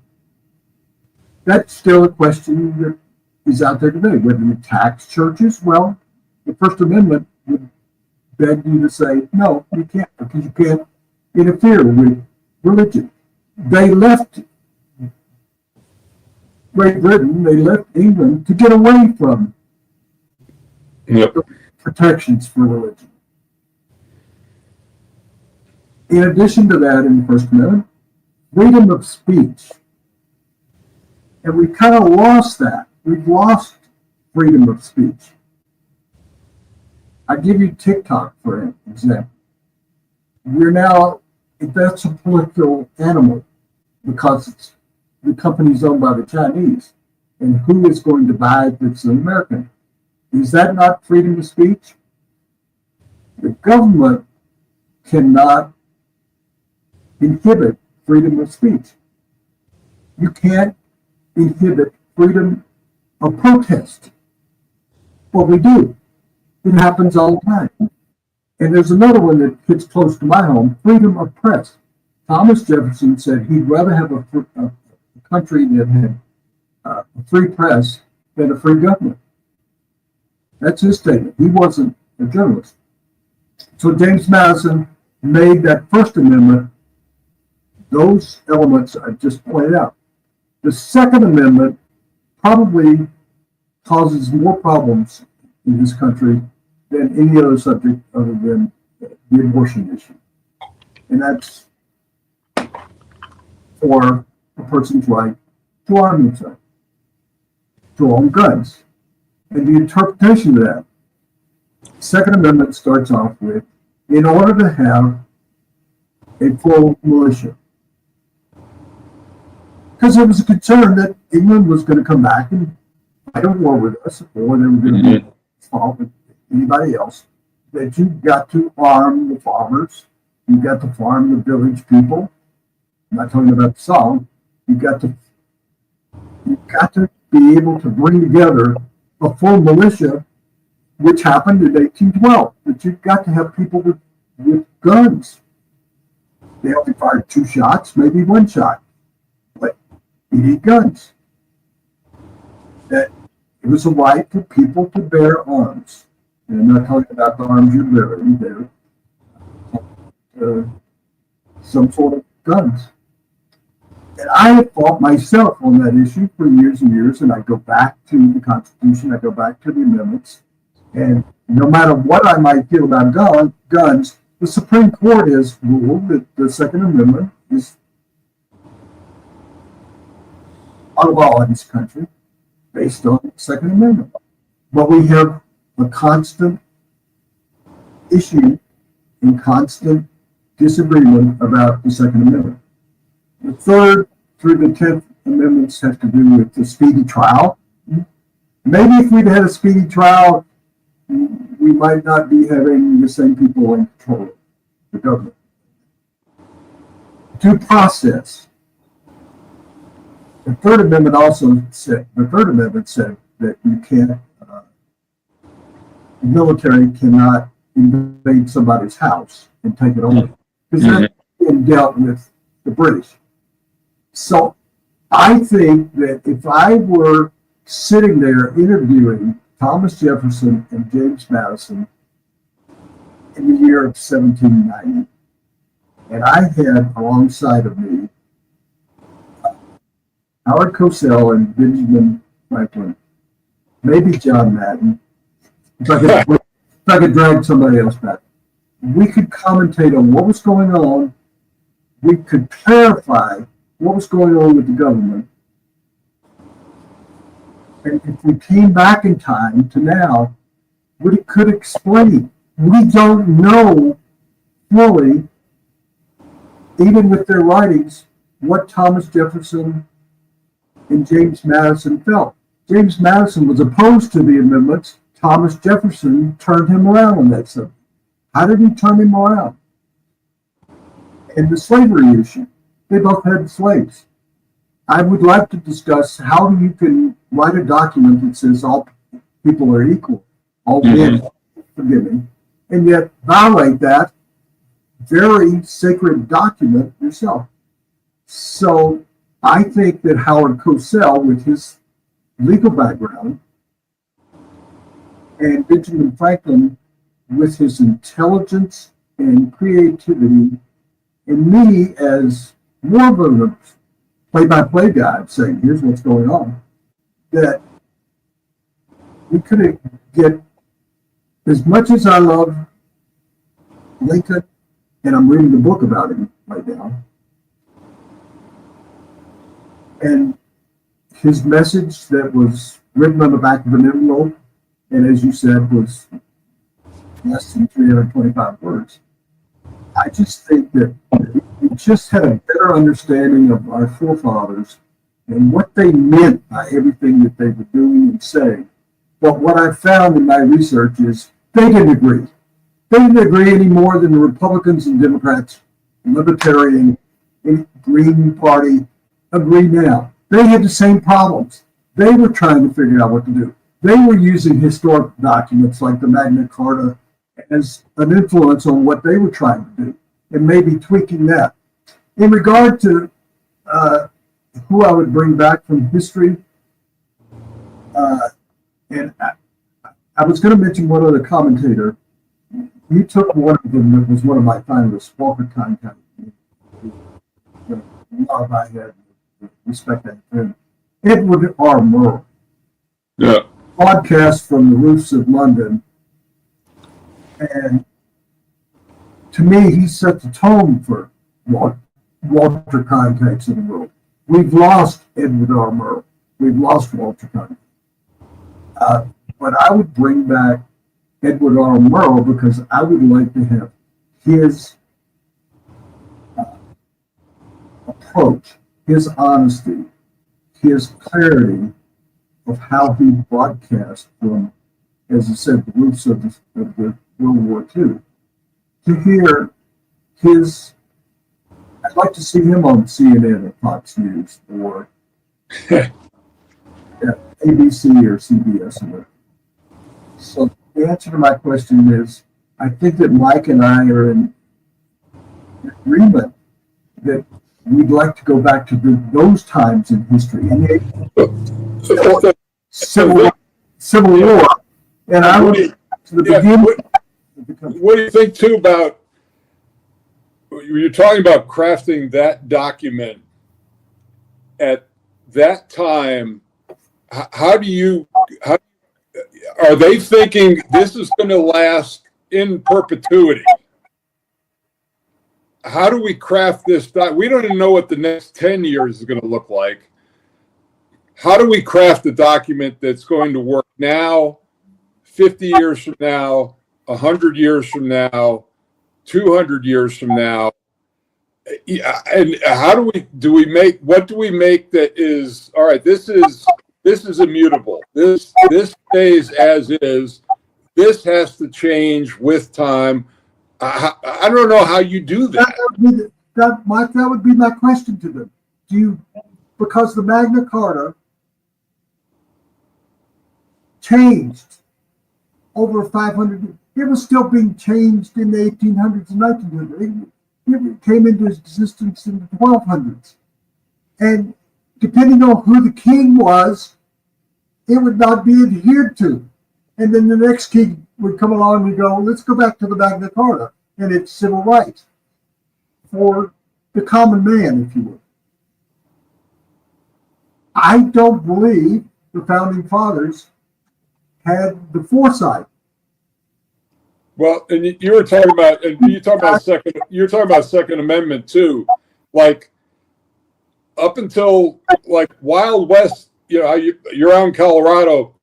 Everybody had guns. The bad guys had guns, and the good guys had guns. And sometimes the bad guys shot the good guys. Most of the times the good guys shot the bad guys. Now the bad guys, whether it's the Second Amendment or not, the bad guys are going to get guns. How do it doesn't matter about the amendment with the criminal element. They're going to arm themselves. Would you agree, though, that is the argument is based on the Second Amendment. Yeah, I'm not saying that I should have the right to get an AK-40 or AR-15. I'm not saying that, but I'm saying that I should have the right to protect my home. I don't know how I feel about open carry and once you get into that realm. But guess what? Neither did the founding fathers. Yeah, I get that. And back then everybody probably had muskets in their house, and and they were called arms. They came out and they. And I think more than an amendment, it was order to the people of the United States, America, saying you need to get a gun because England's coming back, which they did, as you know, in 1812, burned the White House. They're coming back. We've got to be armed. Well, there was probably a high degree of lawlessness in the country itself as well too. So they had to protect themselves against that. Was the good guys were the Americans, the bad guys were people from European countries, France, England, whoever, Spain, that all were doing exploring around the world. And I think Cosell would have been fabulous. I always felt like Benjamin Franklin was the one, sensible may not be the word, but he was the one congressman, one founding father that had enough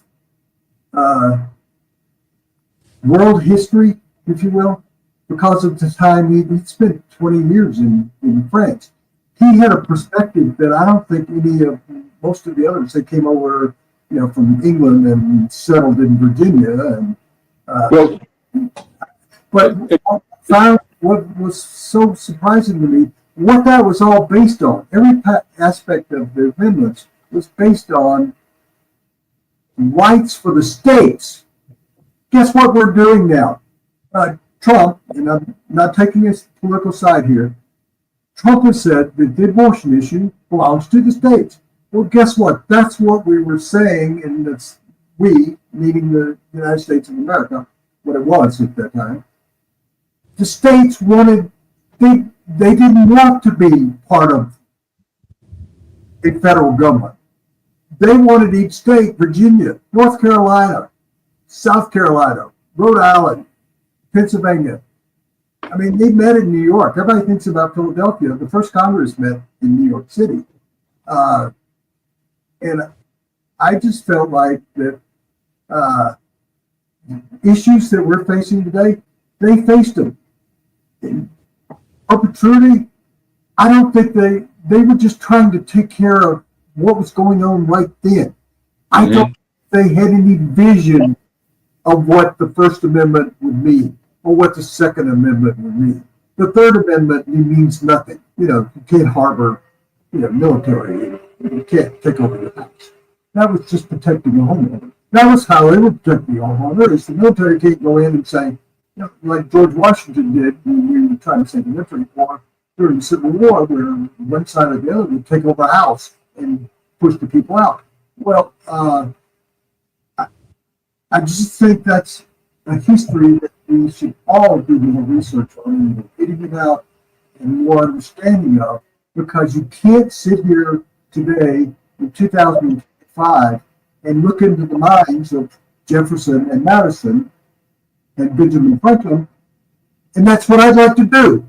I mean, that's why I would like to go back in history. If I can't come back, at least I would settle my own mind about what they meant with all they were doing in return, in regard to states' rights, which then affected what you're talking about, the Gettysburg Address, because the South and the North never could figure out how to get along with each other. I have to say this to Mike and to Woody. I told Mike this before behind the scenes. As a former history teacher myself, United States history, I left. I stopped teaching because my AP, my assistant principal, walked in. It's before I became a screenwriter. And I was typing Frederick Douglass's name on the board. And she said to me, Mr. Klein, or Mr. K, why? What's going on? you put 2 S's at the end of his last name. I said, yeah, I know. She goes, are you going to erase one of them? That's when I realized that we have a problem here. And it's not just the students, and it's not just the PTA. We got a real problem here. What I did was during the election of 2008, McCain and Obama, I took 3 policies, foreign and domestic, and I put them under I put Obama's policies under McCain's names, and I shuffled it. I put McCain's policies under Obama's name, and I had all the administration and faculty walk in, and 90% of them or so, I'm not a mathematician, but about 9 out of 10 of them, when I asked them which policy spoke to them and why, 90% of them raised their hand and said Obama's. The other 90% said McCain. And it's interesting that when I told them a week later that I flip-flopped the policies, they had no idea. I thought that was a cool social experiment because today people don't care about policy as much as they do about popularity. And one other note that I want to bring up to Woody and to Mike here, I want to get their thoughts on this as well. I never worked with this gentleman, but he was one of the writers for Celebrity Deathmatch, which was this fun clay-based animation show on MTV where they would take celebrities who had rivalries and it was an animation show where they put them against one another. They pit them against each other. And I always thought that would have been one hell of a matchup if we had Thomas Jefferson, James Madison, and Patrick Henry, because those 3 hated each other's guts. And that is the truth. Hamilton in there. And you got to throw Hamilton in there. But you brought up how back then, give me liberty or give me death. Patrick Henry, of course, people remember that. But they actually forget that Madison's friendship with Jefferson might have been fruitful on paper. But they always clashed. They always clashed on the separation of church and state. And I bring that up because it seems like we haven't made much progress in that area centuries later. And what even dumbfounds me more is the fact that when you think about how far we've come, question for Woody and Mike, don't we, it's a generalization, but don't we today turn on ourselves when there isn't a foreign enemy for us to direct our anger and angst towards? Don't we usually self-implode? Well, that's kind of the classic. I mean, if you look at the Roman Empire, if you look at empires and why they implode, is when they don't have a foe to fight against. Yeah, and it's because of what debauchery or whatever, or malaise, or they basically disintegrate without an enemy to focus on, or war or whatever. It was like Alexander the Great. They said he wept when there were no more worlds to conquer. And you're absolutely right.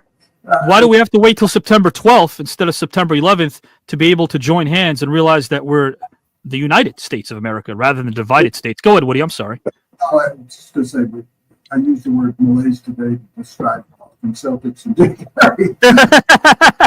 And it certainly doesn't qualify as a comparison with the Roman Empire, but you were absolutely right. They became lazy. They became they let grapes and drink. And by the way, Mike, just for your, this is a Dr. Pepper. You're fine. It's a diet Dr. Pepper, actually. It's a dietary Dr. Pepper. Ooh, okay. Specific. But the Roman Empire, I think, should be an example to us that if we're not studying the history of the empire, we're going to duplicate that, because they became. You're right, absolutely right. They ran out of people to conquer, but guess what? They didn't realize that the Germans, what within the Germans, were building warriors. They were building an army. They were taking time. But the Roman Empire is such a great example of what we should fear. And you also brought up Winston Churchill, and I read everything I possibly get. One of the greatest statesmen in the history of the world. That he wrote about the Roman Empire. That he did. That Great Britain or England or the British could not sit idly by, because that's what they were doing in Rome. Okay, we've conquered everybody. We got enough land. We have land from here to Great Britain. We don't need any more land. We've beaten everybody that's come in front of us. But sometimes that serves as a credible blueprint. Even for us, right? Victory does serve as a credible blueprint, regardless if you're going back. Go ahead, Woody. I'm sorry. No, I was just going to say you were absolutely right. They turned inward. They turned to themselves. Sure. And they defeated themselves. Yeah. That's what would, I mean, for what, I'm a sports writer, and people go, you don't know. They're absolutely right. But, well, and what is, you were talking about, you were talking about freedom of speech, and the two buzzwords that really scare me are misinformation and disinformation. Who gets to decide that? I mean, is that censorship? I mean, why don't you let people write and let people decide what is, all right, that's not, rather than saying, putting that in somebody else's control, saying, no, that's misinformation. Well, that was a debate that Patrick Henry lost because he said the Constitution endangered the public liberty. Madison felt differently about that. But you're right. Certain things haven't changed. They haven't. And it's kind of scary, though. It's mind-blowing that when you go back, because Woody went way back and you went back, we're talking about some world leaders who didn't know they were world leaders. They didn't know they were going to be, maybe today to be social media influencers. I hate that term. But they did influence, and really their prevailing thought and school of thought is something that we still study and dissect. But how clueless could they have been? Because they didn't know they were reshaping and restructuring something that might have looked rather ancient. They were borrowing, just the way we're borrowing. The Magna Carta was 500 years old. Oddly enough, you guys are touching on this, it has to be brought up. George Washington's first president of the United States, he had no power whatsoever. No, he didn't. He wanted to be president. He wanted to be a farmer in Virginia. Yeah. Guess what? He was not in power. Right. Created a Supreme Court. They had three branches of government. A former Auburn coach can't figure out what the three are, but they didn't want divided power among the three. We talk about the Supreme Court now, or the president having too much power, the Supreme Court having too much power. That's what the founding fathers really wanted. They wanted Congress to have the power. They did. Yeah. States didn't want the Congress to have any power. There were Federalists and Anti-Federalists. The Anti-Federalists basically succumbed early, but then came back strong. And I keep coming back to when you gave me the question. I thought when you reached out to me, I thought, well, we're going to talk about who's going to be in the Super Bowl. This is, Mike, who you like in the Final Four this year? Who do you think are going to win the Super Bowl? I'm so glad of what you are doing here. Oh, thank you. Because I've always felt like, as a writer, that my only purpose is not to get you two to agree with me or disagree with me. Sure. All I want to do to readers is provoke them into thought. And you're doing that with the program you're doing. Thank you. We should all be provoked to thought. Yep. I would wish back, I'm old enough, I'm 78 years old. I'm old enough to remember that Republicans and Democrats could sit down at a dinner table and give their provocative thoughts without one of them getting up and leaving the restaurant or never talking to.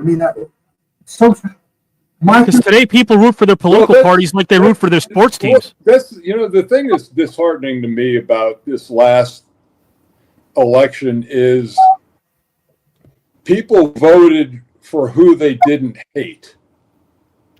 Right. It seemed like rather than who they got behind. But do you think it's possible, you're a history major, do you think it's very possible, I'm named after a president who's been Woodrow Wilson. Woke up, if you will. His name's been taken off Columbia University. Yeah.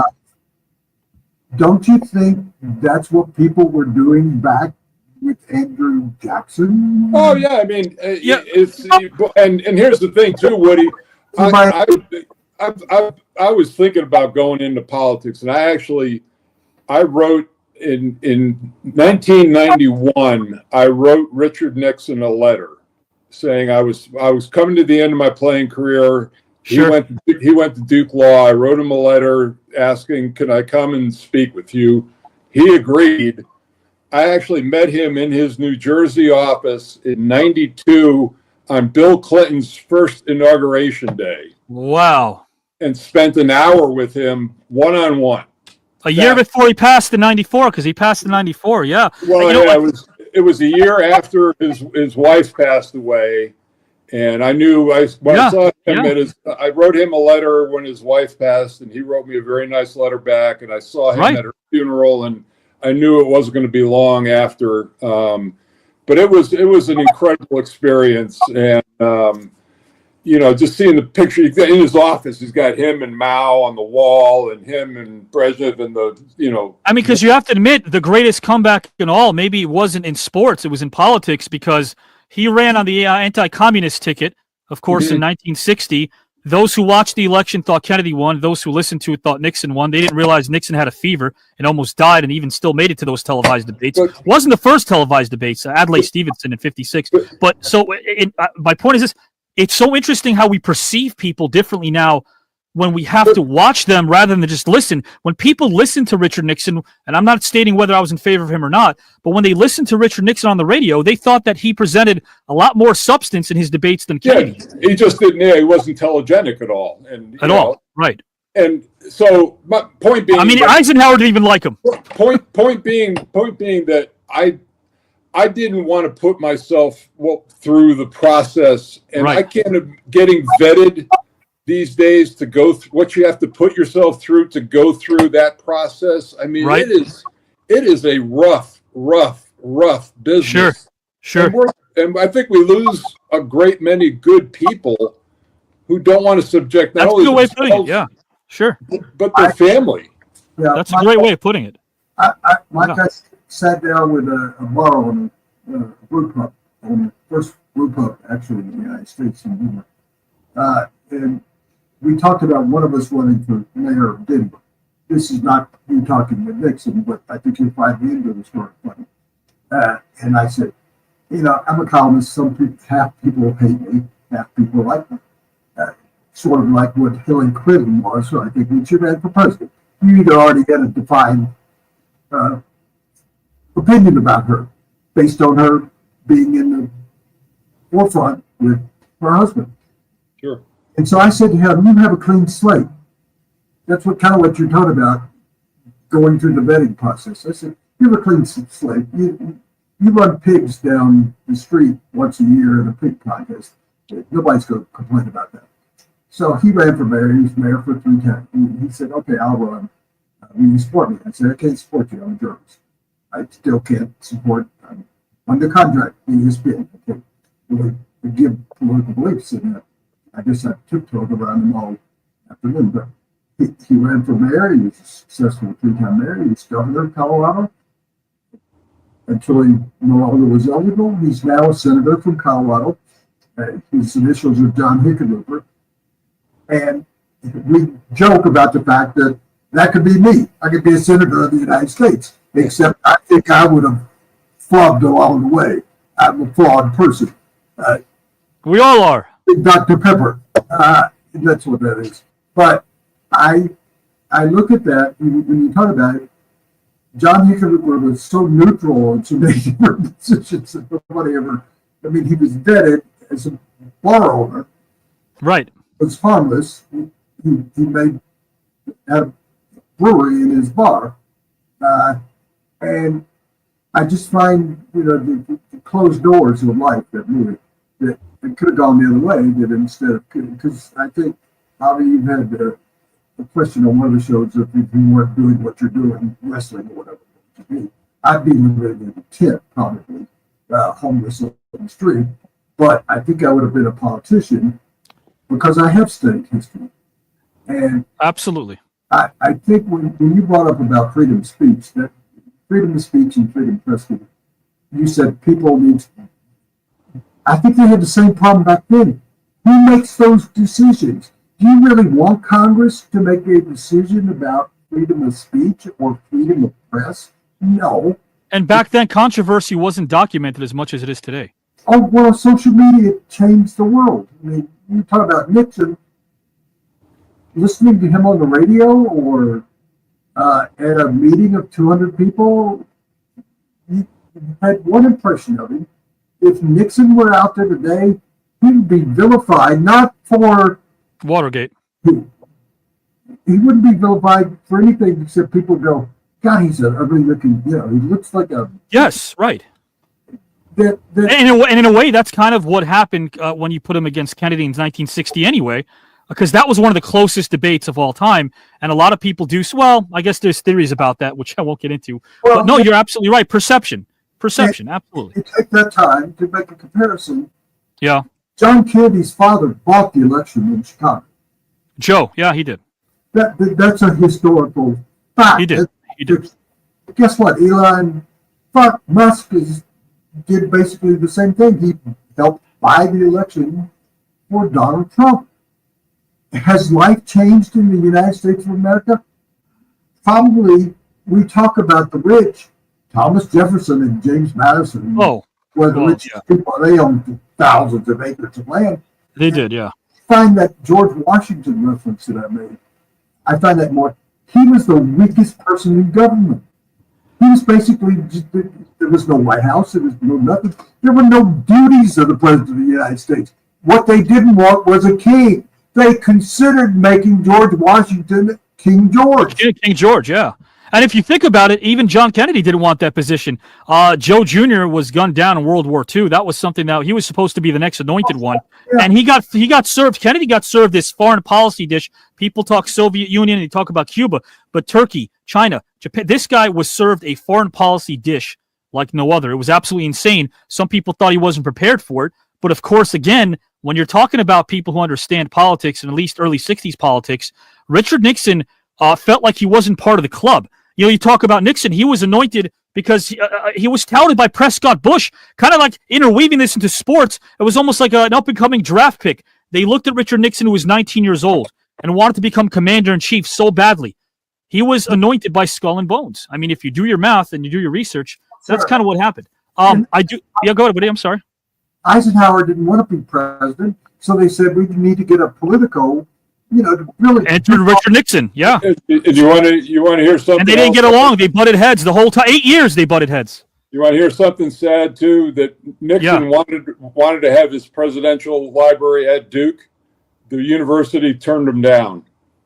Wow, I didn't know that. That's incredible. They turned him down. Say what you want, but this is a presidential library. It's part of history. It is. Yeah. Yeah, and he was feeling the pressure. At one point, he was watching George C. Scott's Patton 5 times a day. No, legit, 4 to 5 times a day, shoving reporters. I think he also thought, and this is interesting, we'll move on to topic number 2 right now and transition there, but it's so interesting to think that during that time, there was no precedent. His case set the precedent. It was reality TV. That trial was reality TV, if you think about it.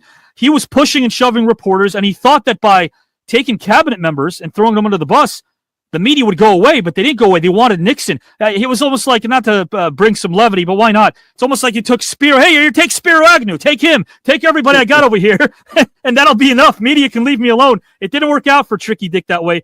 Guys and gals, you can vote in the comment section. Who resonates most with you? At the end of the day, you guys won because, look, I say this from the heart. There's no BS about me, as you know. Woody Paige and Mike Gminski are giving us so many pearls of wisdom. Sitting under their learning tree is absolutely amazing, so we appreciate them for their time, hospitality, and intellect. There's one more topic to go. This is now something I've never done. Speaking of unprecedented, I'm going to give 1 point to Woody and Mike Gminski. I don't vote normally. If they can answer the following hypothetical questions. You guys could just jump in if you have an answer to this. Why do we wash bath towels? Aren't we clean when we use them? Positive bacteria that is on your body, it's transferred to the towel. Okay. That's why you have to use. Otherwise, your body needs moisture. It needs moisture. Yeah, and so you should actually. And I recently was a dermatologist, so I can talk to you about it. I went to every doctor from cardiologist to right. Just to got 78. And a dermatologist was telling me that you basically shouldn't dry most of legs because the water comes down when you take a shower. Oh, right. He said, that's a mistake. But what you don't want to do, you really don't want that water to go away. He said you'd be better off with a dog just shaking yourself and not using a bath towel. So you're saying, why do we have bath towels? Well, we're transferring the bacteria from your body to the bath towel. That makes sense. No, I'd never thought about that. I want to start applying that as well. Really. I guess I should wash my bath towel then. It's been a while. Me too. Same here as well. Woody, give me something to think about. Yeah. When you use the same bath towel the day later, you're transferring the bacteria back to your body. Back. You can't win. Well, how about this? How come the word you? I notice that all the time. I say, why are our apartments called togetherness? Think about that. Well, why is when you pull your car up to your house, that's a driveway. However, the parkway. Yeah. I'm with you. Woody. Why do they call it driveway? Not a driveway should be called a parkway, and a parkway should be called a driveway.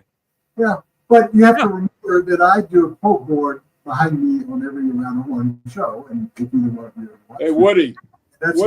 Woody, I want to live forever. So far, so good. Yeah. Here's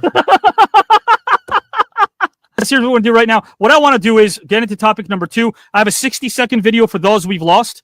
A lot of the luminaries and friends that I've had over the years who've been part of the show. It's our 60-second, very quick tribute video to those that we lost.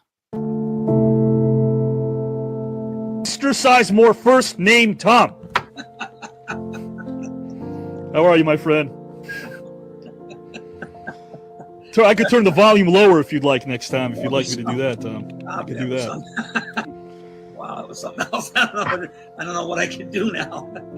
Oh, please. That was terrific, man. Thank you, my friend. I appreciate that. And I just think it's going to be, a lot of fun for people. I don't think people like this on the air. I don't think really. No, there isn't. I just think it's going to be but I'm very interested in how people respond to it. Because I know it's going to be interesting and see if people tune in and stay tuned in. And I really hope they do. And I'm all yours, bro. Let's go out and make this work. All right. I'll talk to you soon. Okay. Bye. Did you feel as if transitioning to the stage and performing live theater was a natural fit for you? Yes, I did. I always felt very comfortable on stage, more so on stage than I did in film or television. Thank you for being you, my friend. I appreciate you and respect you wholeheartedly. And that goes double for me to you, Avi.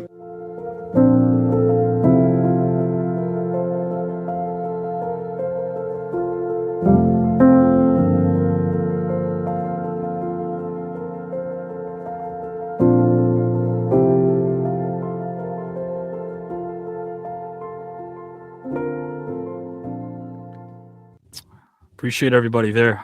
My father, big guy, quiet guy, warm guy, strong guy, funny guy, very humble, and told me to always be honest no matter what. And I take that with me. And I want to share a little quick story with you guys about my dad. He was literally on his deathbed in the hospital and told that he only has 2 days to live. So I've never missed one of these shows. Of course, they air every Saturday night. And I visited my dad on a Friday when he found out that he only had a couple of days to live. So I talked to my dad, and he gestured me over with his big fingers. He was a very tall, big guy. And I kneeled over, and this was in November, and he said to me, do something for me that I never asked. I go, what? He goes, go do your show. I go, what are you talking about? I'm not doing the show. He goes, you've done 200 consecutive, whatever it is. Do the show. And my dad doesn't have internet, Wi-Fi. He doesn't believe in that. He's very old-fashioned, and I respect that. He doesn't want to be bothered. He's very simple. He said, if you do the show now, if you go home to Jersey and do the show, I'm going to watch it. Your mom's got internet on her phone. I'm going to watch the show. It was the show with David Justice. And I was back and forth, and I finally relented and agreed upon his final wish and did the show. And about 5 minutes later, a little moment of levity coming, so I'm giving you guys some foreshadowing.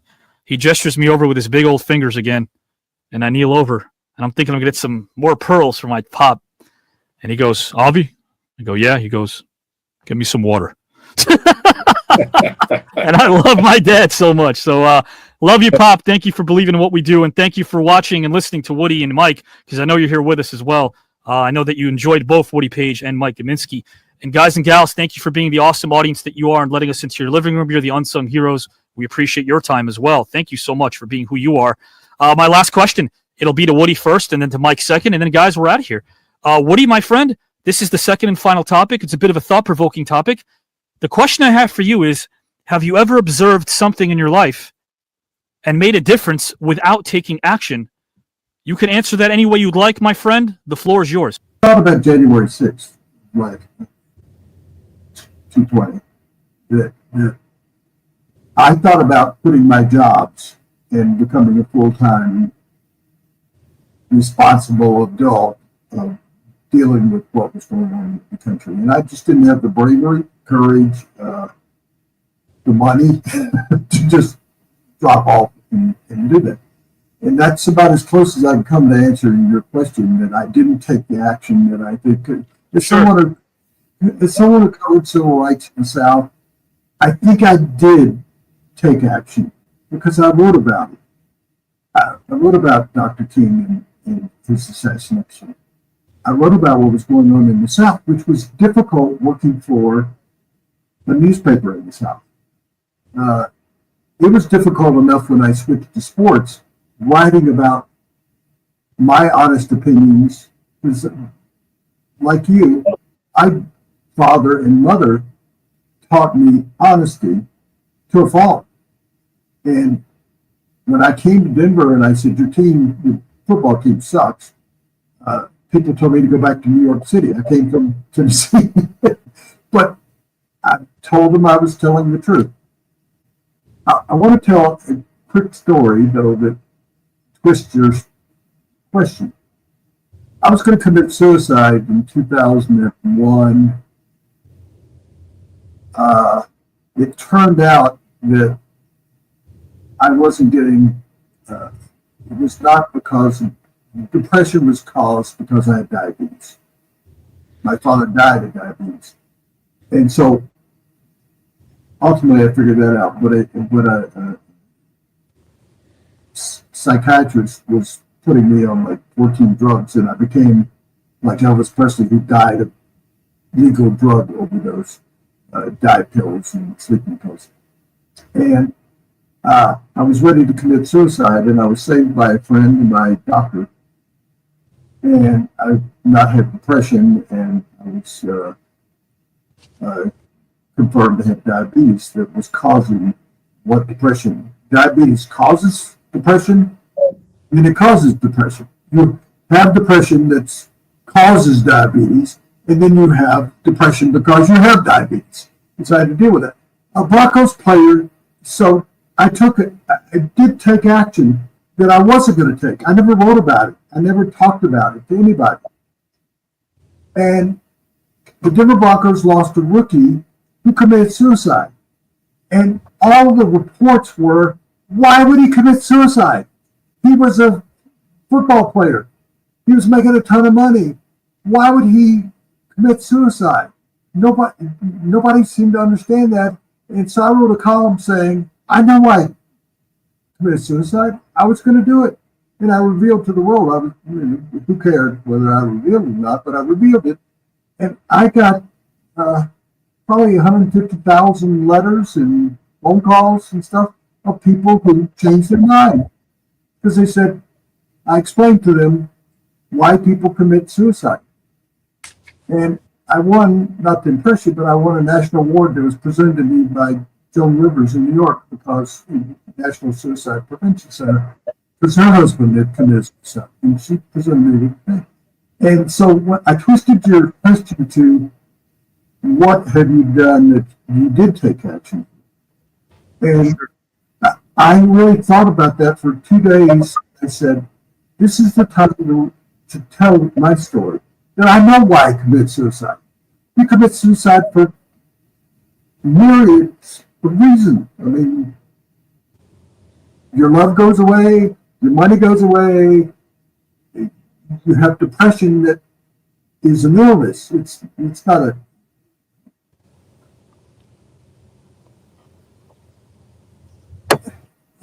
Anyway, I told the story, and it had more anything I've written in sports, anything I've written covering anything else, the only thing that comes close is I covered Columbine. That was the first renowned, if you will, school shooting. And I covered Aurora, if you remember the movie theater shooting. And those both had, and I covered 9/11. I was in New York, even though I was a sports writer, and I was at ground zero, and I was talking to people who had people die. And so that's, did I take action? I don't know. I wrote columns. I don't know that was taking. But that's a perfect way of answering, my friend, because you made a difference. Because the question was, have you ever observed something in your life and made a difference without taking direct action? And one might say, well, wait, you did because you wrote something, and I would agree that you did. But in your estimation, you didn't. But that's more chalked up to your humility and how humble you are about this. I think that was not. It just seemed the moment that this was worth revealing, so that people can go, here's this funny guy who writes sports columns. Why would he even think about committing suicide? I don't think you control that totally. I mean, ultimately you do. I was going to go drown myself in the Pacific, and I heard like 3 or 4 days later, that's the worst way to commit suicide because you're suffering for the period of 10 minutes. That's worse than an airplane crash because you're there trying to live. Your body's telling you to live. But so I'm sorry if I twisted your question. No. Please, that's what I didn't mention this to you, but the thought-provoking question that I always give people sometimes can be twisted and turned any way you'd like. Absolutely. Yeah. And we did provoke thought, and that's what we should do. We should do with this show today. We should provoke thought of people, maybe study more history, or look at go back to Mike's. Go read the guy's address. It'll take you 2 minutes. Yeah. It's one of the most profound documents other than the Declaration of Independence in the history of our country. So it did something I haven't thought about for quite a while in trying to figure out exactly what you're saying. I hope that Mike, through you did. Yeah. Your show and through what you've done in life and what Mike's done in life, you've both been provoked to action by something that happened, and you've made a lasting impression on people for that. And that's what I hope that people watching this will say, that I need to do something in my life. This is a difficult time we're going through. We hate each other. I mean, we don't dislike. If you're a Republican, you don't dislike Democrats. You hate them. If you're a Democrat, you slur the name MAGA. I mean, I can't believe what's happened to our society. So instead of putting all of your efforts into hating somebody, do something to help somebody. Yes. But I go back, and I'm going to give myself a promotion here, that if I were to win, I don't want to, I can go to Greece, I can afford to go to Greece. I want to give that to someone who deserves it. Somebody at St. Jude Hospital that's gone through times that are worse than what any of the three of us have gone through. That's what I thought about when you said there's a prize at the end of this. Well, I want Woody to hear this because he won't say it, but I will. And I want Mike to hear it because he won't say it, but I will. So I hope you guys don't turn red over here. But Woody, all of your peers, sometimes the respect of your peers is probably the best compliment you can receive. Every single one of your peers that I've spoken to, and we travel in the same circles, have said the same thing. Woody Paige wants to help people. Woody Paige has helped people. Woody Paige, behind the scenes, without much fanfare, has done so much, not only for the elderly, but for the homeless, for those who are underprivileged, for the orphans out there. Yes, for the orphans. You've done a lot. And Mike Gminski, guys and gals, did you hear his brave story? Have you heard his testimony? Have you heard what this man represents? How brave he is to talk about what he's been through? This is something that I want everyone to understand. These are men and women, and my objective is to make sure we humanize people that use their celebrity for something bigger than themselves, which is tough because Mike is about 7'11". But Mike's a really big guy. But you guys use your platform for something bigger. The senior Gminski, Mike Gminski's father, really kind of at 2.5 years old, he saw something in you. It was winter, and you were wearing your snowsuit and you played a game where you tossed him the football, then he'd run at you and there'd be tackling, and finally you belted him to the ground and tears welled up in his eyes, but he didn't cry normally. He could have said, I don't want to play anymore. You could have done that, Mike. You could have said, I'm done. You could have gotten up and kept at it, and you got up, and this time the ball was thrown out. And, again, when you think about stories of fathers and sons, those are the things that I think our fans and our viewers don't ever attach to the celebrity. They attach the celebrity to their accolades. They attach the celebrity because there's pomp and circumstance when they see them.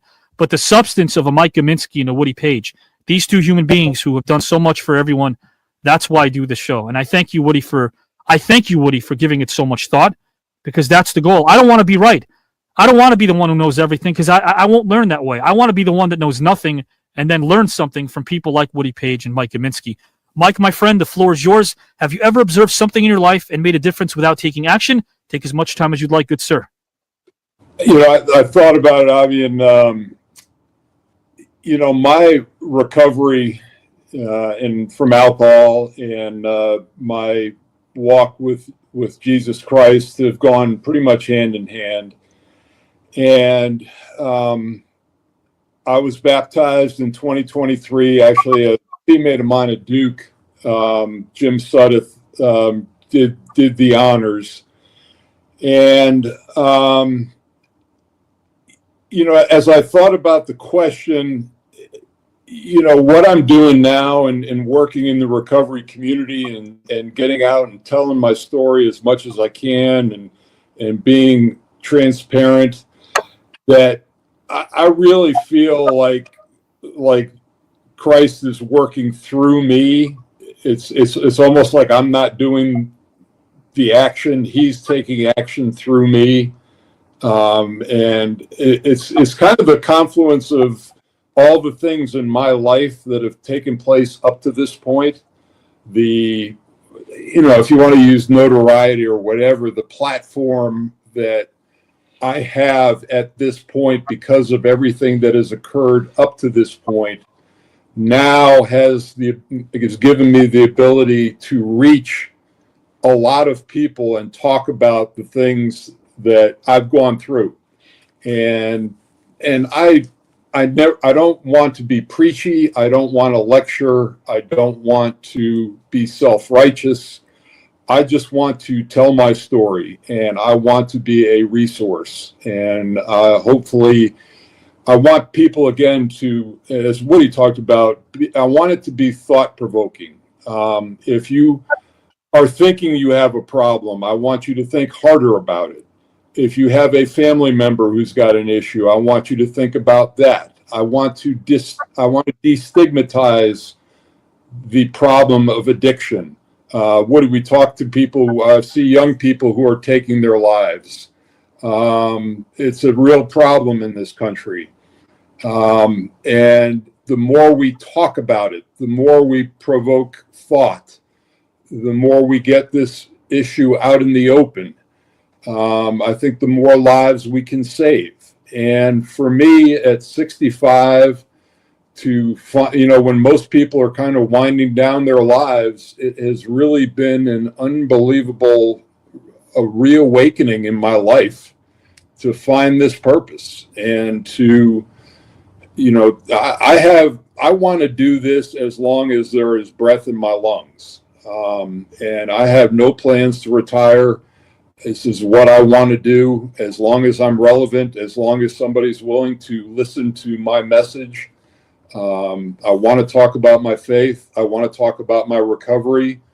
I want to help. I want to continue the conversation about mental health in this country, about addiction, about alcoholism, about suicide, about all the issues that people face in the world and in our communities. And if I'm not looking to change the world. I'm looking to, whoever I reach, that's a win.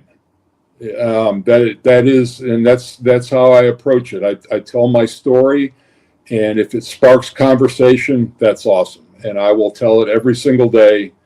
And I feel blessed to be in that position. And this has been a great blessing today. And to Woody, I say, grace and peace for you every day of your life. And Avi, shalom, shalom, brother. Thank you, my friend. Appreciate you guys. And the backdrop of the tournament may be Greece and 15 grand, but the true objective, as I brought up earlier, and I'll ask Woody and Mike if we accomplished it today, was that strangers leave as friends. Is it safe to say that happened tonight with you guys? Well, I'd just like to say it's the thing that's impressive to Woody has been able to do all this at altitude.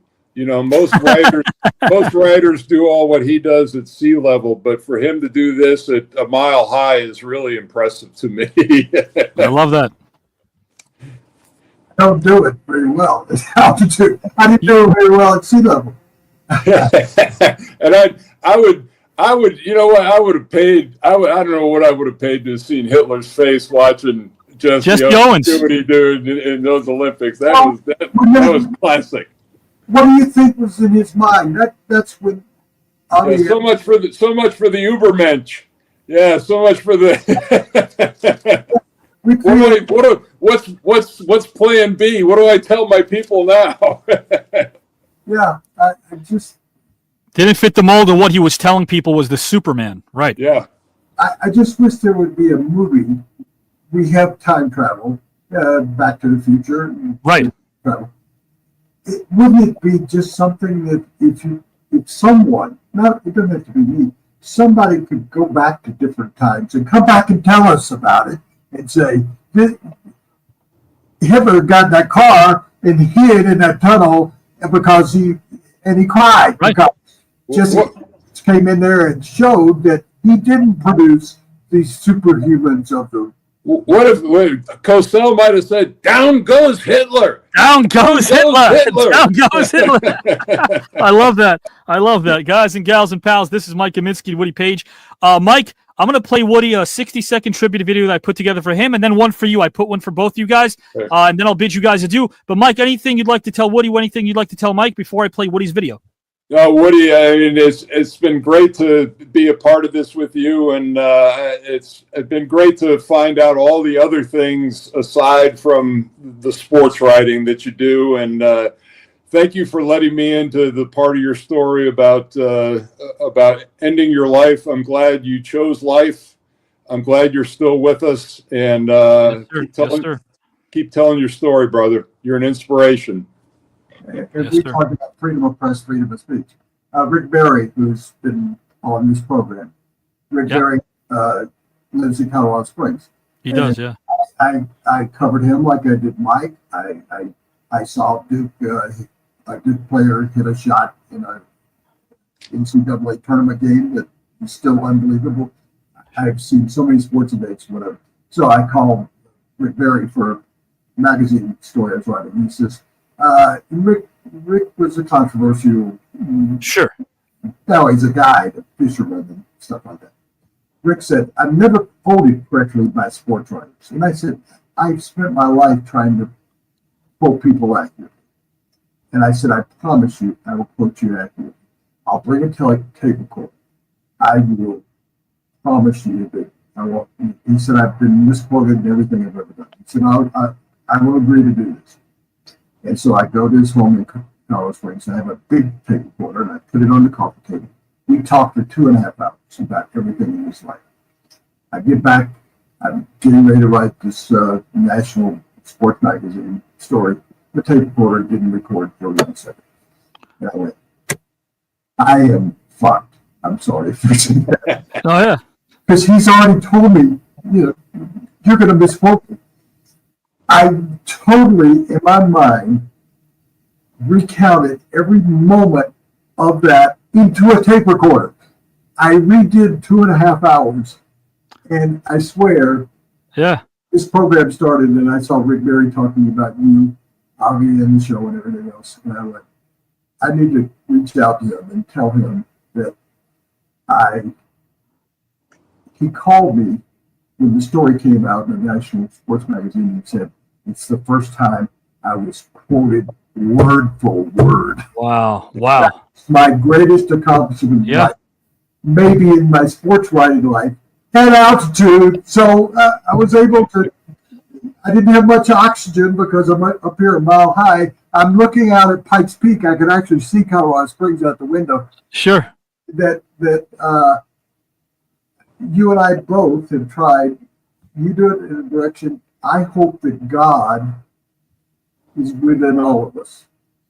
That's what I hope for. If we all act like God is inside of us, I think we look at everything differently than we are seeing today. Whether you believe in God, whether you believe in Jesus, you are a total believer, whatever, act like you are a follower. That you are, it's inside you. And if you do that, you're not going to go out on the street as they did in downtown Timber tonight. To go and kill 2 people. You're going to stop and think about that. I've been too serious. People are going to say to you, when you get the responses from people, but he's supposed to be a humorist. You know, I'm not Mark Twain. I'd like to be Mark Twain. I'd like to be Will Rogers. I'd like to be Kurt Vonnegut. I'd like to be a humorist, and I can try to be one on television, but in person, I'm trying to be a humanist. I love that. I love how you put that. It's more important being a humanist. You guys are both absolutely amazing, and thank you for, again, sharing your minds, your knowledge, your hearts and souls. Mike, I'm going to put you backstage for 1 minute. I'm going to play Woody's video, and then I'll play yours, my friend. Thank you so much. Guys and gals, Mike Gminski is going to have a video that I put together for him. And now, Woody, this is something I put together for you. I hope you enjoyed. Kind of a trip down memory lane.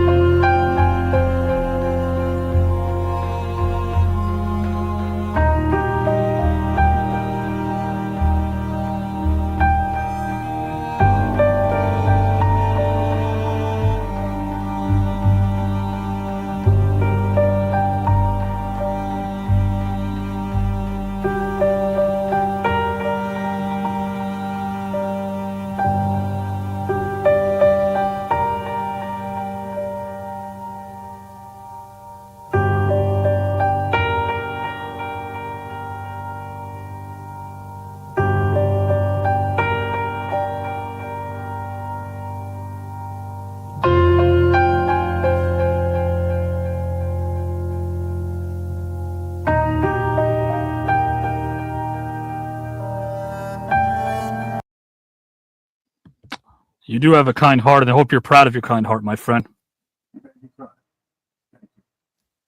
Did you have a nice time, my friend?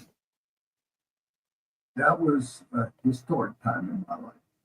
I was, in a sense, I was reluctant when you reached out to me. And I think it's one of the appearing on thousands of podcasts, radio shows, and TV shows. This will rank in the top 3 or 4. Oh, that's the biggest honor. Thank you. The other ones were times when my sister died that day, or we talked about your dad, or talking about my dad who died in his 40s and my mother who died a few years ago.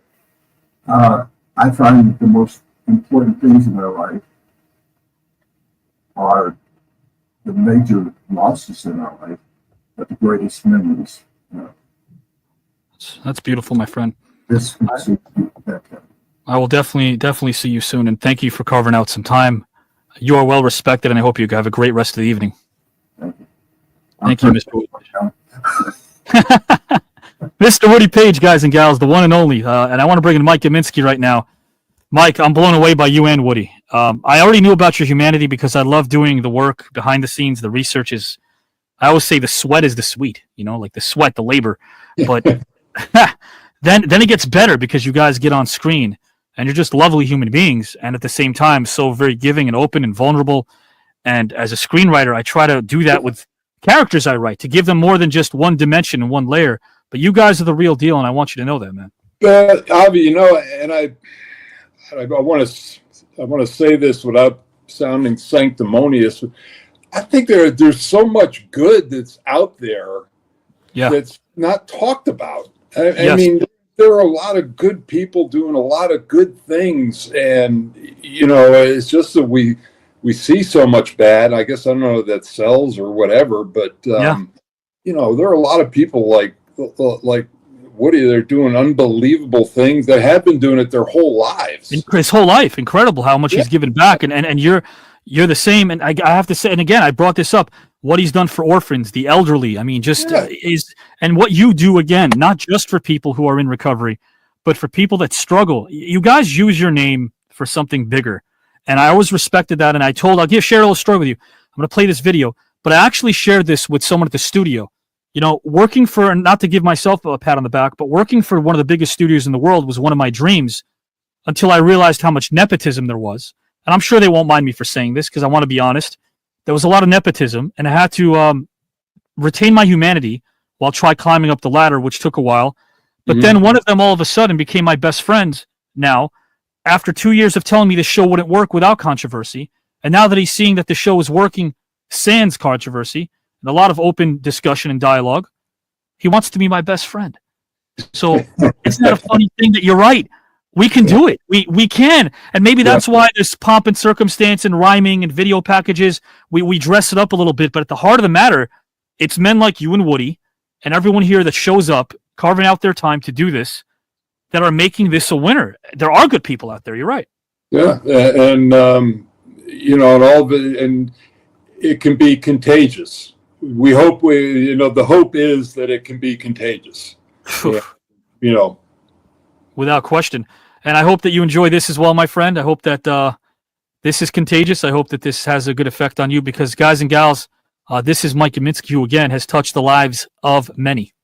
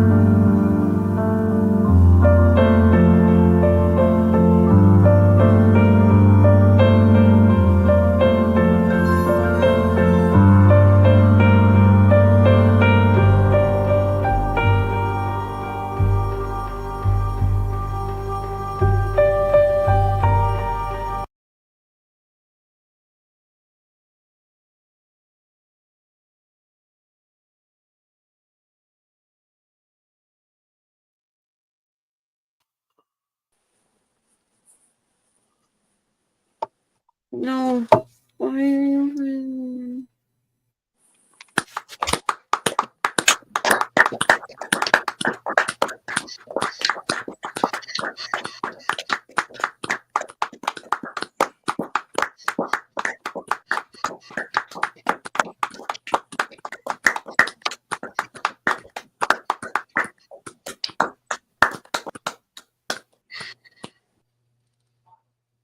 Wow.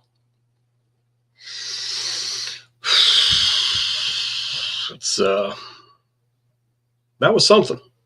I'm still unpacking. So I'm gonna let my brain unpack, gonna let my mouth run for a minute while it does that. For you guys out there that have enjoyed this, if you haven't already voted, please go ahead, put your votes in the comments. You know, everybody here gets their say. We definitely want to see that. Going to remind you, the post show is going to be coming up after this. Once this goes off, you know, give us, you know, maybe 5-10 minutes and, you know, go get yourself a sandwich, refill your drink, what have you. Hey guys, and then refresh your YouTube and come back in. That'll give you the post show live link where you can click in and enjoy all that. And keep in mind on the post show, we've got some things coming up. We have Giselle versus Chad in a one topic tiebreaker for the black box tournament. The winner of that's a quarterfinals match. The winner of that will jump up or pop up and face Megan, who was the winner of her quarterfinal match in the semifinals.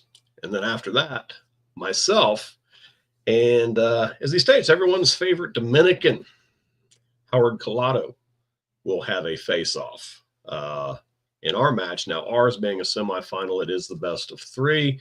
So whoever doesn't come out the winner tonight is not out. They're just one behind and really have to sweep the rest of it. That's the way that's going to work. Keep in mind for what we just watched, Woody Paige, Mike Gminski. If that happens to be a tie, and we've seen it before, both those gentlemen will take a seat in round 2 and get to compete. Keep in mind, this is an 11th hour match. So the tie, this isn't round 2. So ties are in play. Also, keep an eye out for that outro so you can see what's going on next show. You don't want to miss that. But now, okay. I'm sure you're all aware, I think I've seen it in the comments, that this one is a tough one to call, and I am not disagreeing with that at all. At first, I thought it was going to be pretty easy, but no, it did not end up being that way. And first off, I want to thank these two gentlemen, because what they put on display here tonight is the epitome of what the new network is all about. Competitive camaraderie. Wow. Sport of the mind. Philosophical fun. But these guys, wow, it was a history lesson. But to kind of set a little bit of a stage for what these guys did and why it is so important now, and why TKN and what we're doing. And I don't really take any credit for that. It's an ensemble at the very least, but this vision that Avi came up with and is putting out there, why it is so important now, is something I saw the other day. Because Avi asked that question: have you ever observed something that made a difference, but you didn't take action? I don't know how to take action other than what I'm doing.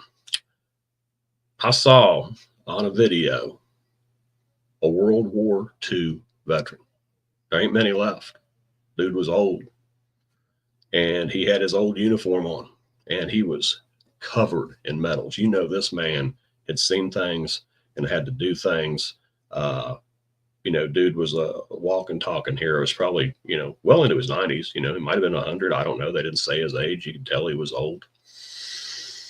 And he's from the toughest generation, the toughest. And this poor man was sitting there crying, talking about what our country is today, right now, is not anything himself or any of his brothers in arms fought for, and it sure as hell wasn't what anyone died for. And in my opinion, that sheds a light on what Woody and Mike brought to our attention tonight and why this is so very important. So with that said, topic one, Mike went first. Wow. Winston Churchill and Walter Cronkite. Now, I never, I've only seen images of Winston Churchill or heard his voice, on old tapes and stuff. But as a little kid, Uncle Walty was a thing. My grandparents always, I was living with them. They always watched the news, and they like to watch all the news. And you had Walter Cronkite, you had John Chancellor, and you had David Brinkley, and you just kind of switched around. But Walter was the one that, I don't know, just the way he spoke and the way he did, it drew you in. And ended it always with, and that's the way it is, and gave you the date. Going back to the Battle of Gettysburg, the Gettysburg Address, with Walter to do the reporting, that would have been something. And bringing Churchill to the inauguration, we just had that also. That really stuck in my head. And then Woody gave a U.S. history lesson. We had an American history lesson today. That's what we had from these two guys. And I mean, we, he took us back to the 1936 Olympics. Jesse Owens, he took us back to the drafting of the amendments to the Constitution, with Madison and Jefferson, talked about George Washington, Ben Franklin. I'm thinking maybe he's writing the next episode of Bill and Ted's Adventures. That was a whole lot of historical people, and he threw in Howard Cosell. That was awesome. But in a nutshell, just for myself, I think Mike's conciseness with what he did has me voting for him on the first topic. Now, the second topic didn't go as long, didn't need to. Mike, again, what he does is amazing. What he says is amazing. And, the fact he's, was very open about his addiction, 4.5 years sober, and helping others become that. That is 100% awesome. Did it answer the question? I don't know if either one of them really did. I will say this. I think the stigma of addiction, it's still there. I don't think it's near as harsh as it used to be. And this brings me to Woody, a man of, his caliber, his notoriety, his fame, however you want to slice it, but also his, his integrity. I think it's hard to come out and say, hey, at one time I wanted to purposefully end my life. I was at a point where I saw absolutely no hope and I was miserable and I just wanted it all to go away. I think that still carries a little heavier burden to bring to the forefront. And did he or did he not take action? He ended up writing about it. He saw where somebody else had done that, somebody that, afterward, that there was no reason. Is there ever a reason? I don't know. But just what he said hit me a little bit deeper. And so for that, I'm splitting my vote this evening, and I'm giving Woody my vote on topic 2. So that's it for me, Kelly J. White. Let's bring in Mr. Top 10 himself, Mr. Chad Dixon. Hear what he's got to say. Hey, Kelly. Thanks so much, my friend. Absolutely, Chad. It's all yours, man. Thank you. Wow. Let me tell you, everybody, please, please, please get your votes in now. What an amazing match. And I mean, both of these gentlemen have shown us why they want to win this thing. They have heart. They have educational knowledge that they have proven to us all night long. And I mean, just heartwarming stories. I love these men both dearly and have, you know, just followed what I've known about them and learned about them lately as, you know, the past few years. Just incredible men. But what I really, really appreciated in topic one from both of these men was the fact that they have heart, you know. But before I get into my judging, I want you guys all to know tonight at the outro, please, please, please stick around, watch and see who is going to be on next Saturday. I guarantee you, whoever and whatever match it's going to be is going to be amazing. It's always mind-blowing. Avi always has me wondering who, what, where, why. What's happening next? I want to know, and believe me, I'm going to be on the edge of my seat watching the outro. Then, as Kelly also said before too, please give us all about 5-10 minutes. Refresh your pages after the outro. The post show will begin. You're going to see some amazing matches. You're going to see me taking on Giselle in hopefully, which will be the last time we see each other. We both want this ticket so badly. It needs to end tonight. Not Wednesday, not Friday, not Saturday, next Saturday, but I want it to end tonight. The winner of that match will face Megan in the semifinals. That will be the best 2 of 3. Following the match tonight between me and Giselle in the one topic, you guys are going to see the amazing Kelly J. White taking on Howard Collado. Oh my God. Both of these men will guarantee put on a show like no other. I have been really anticipating that, and good luck to the both of you gentlemen. But just know that green ticket, it's coming home with me. So let me please get into my voting for tonight. And let's just say, ladies and gentlemen, I'm a Canadian. I don't know a whole lot about American history, but wow, I was schooled.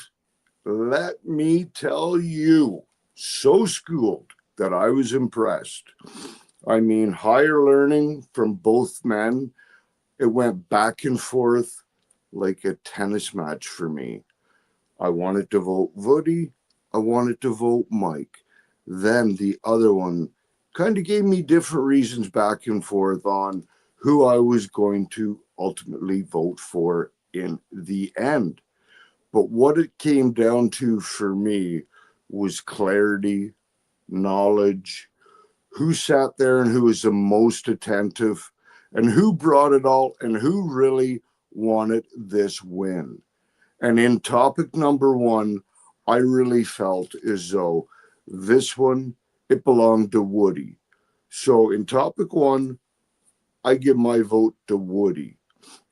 And in topic two, another amazing match. I mean, just incredible.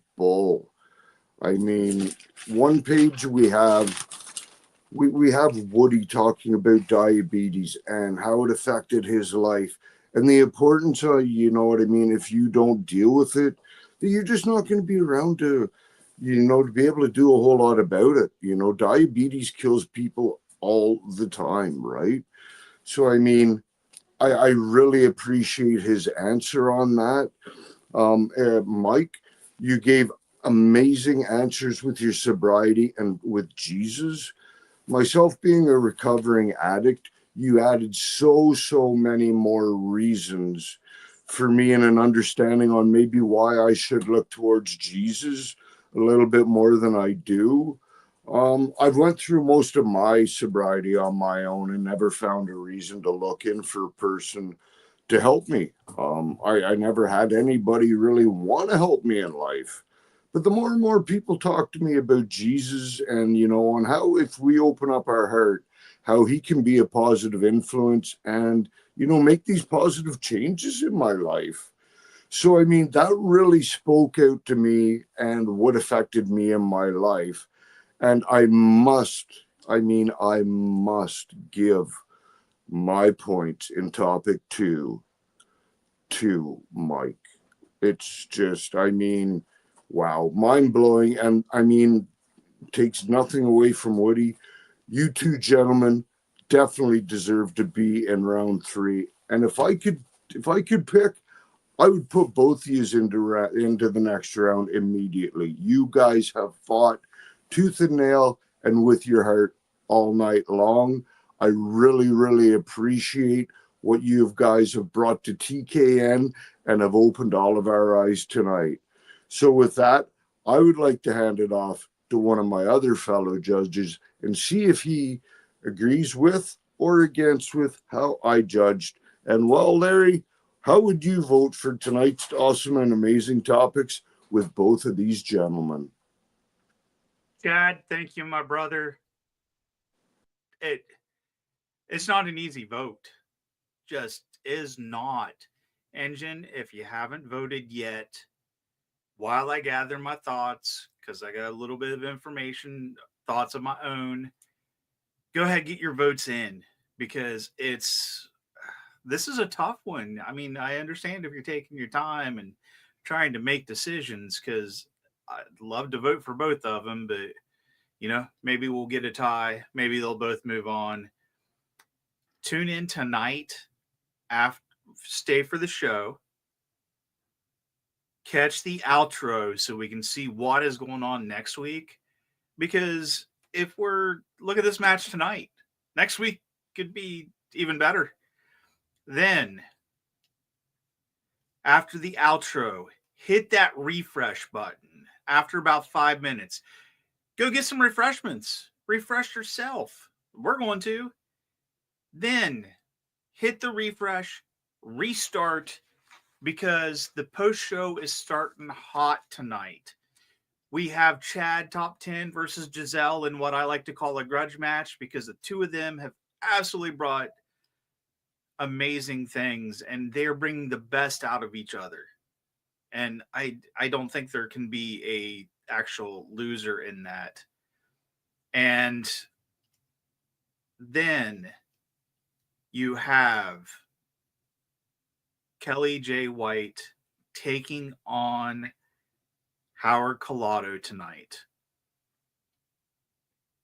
That one's going to be interesting because Kelly and Howard are both incredible competitors, very different individuals because they are. But once Howard gets that passion going and gets that fire, and then Kelly doesn't get shaken, it's going to be interesting to see. Also, there is a very special Larry's Legacy tonight. Please tune in for that, as if I didn't have enough to think on with that, then there is this match that I'm going to get my voting to now, because these guys were amazing. We had a history lesson, and I enjoyed history in school, but I fell asleep occasionally. But if you could have seen me, I was on the edge of my seat listening to them. First round, or first topic, going back to the Gettysburg Address with Walter Cronkite. I can't even imagine that, but I want to see it. That was incredible. And I picked up a quote from Mike in that. He said, "Not sure we have the most honest people sitting in front of the screen." We had the most honest people in front of the screen this evening with those two. Those guys shared their hearts and their souls and just brought something incredibly special to tonight. And then wanting to bring Winston Churchill to Trump's inauguration, I would love to have seen that, because that, oh, wow, it just would have been amazing. And then you have, I mean, that was the first guy. Then you had Woody Paige. He mentioned James Madison, Thomas Jefferson, Jesse Owens standing in front of the one guy in history that we're not fans of. Would have been amazing. Benjamin Franklin, Mel Brooks, Howard Cosell, and John Madden. That's all just from his topic. It was amazing. And dissecting the Bill of Rights in the way that he did. Tonight was just touching from both of them. For the first topic, though, I feel that Mike stuck to it just a little better, because the history lesson was incredible, but we took some time to get around to Woody's answer. But the history lesson that they brought, the passion that they brought that passion out of me right now. So for round one, I do have to vote for Mike. Round two, or topic two, Mike talking about his recovery and sharing his love and belief in Jesus. That is very powerful in itself. And congratulations on your sobriety, Mike. Keep it up. You're an inspiration. And then Woody talking about potentially committing suicide. And even though he changed the question a little, he justified that with the way he explained it. And writing that article, which I myself have already looked up, and I'm going to read it later because I want to see that. It's very personal subject to a lot of people. And for this second topic, I have to vote for Woody. That resonated with me a little bit more. Get your votes in. Enjoy it. Stay for the outro. You guys are amazing too. And thank you for your comments. They have been incredible tonight. And join us for the post show. Stay for the outro to see who we got next week. And I'm going to send this over to Howard to see what he has to say on everything. Wow. In the words of my late abuela, diablo. Translation, holy cow. We had a masterclass in life, in history, in the human heart, and the language of the heart tonight. I'll go into that in a bit, but before I do, guys, let's make sure you are voting, guys. Okay, let's make sure that you also stick around, because we got so much show left, as it's been already stated by me, by amazing panel here. All right, once this broadcast is over, just wait 5 or 10 minutes, refresh that screen, and boom, these lovely faces will appear on your screen once again.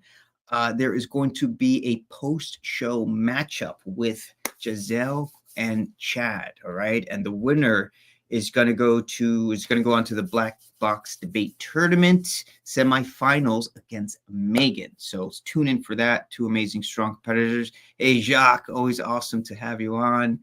Pierre Kelly, thank you. That's all we're going to say. Just thank you for the amazingness that you are.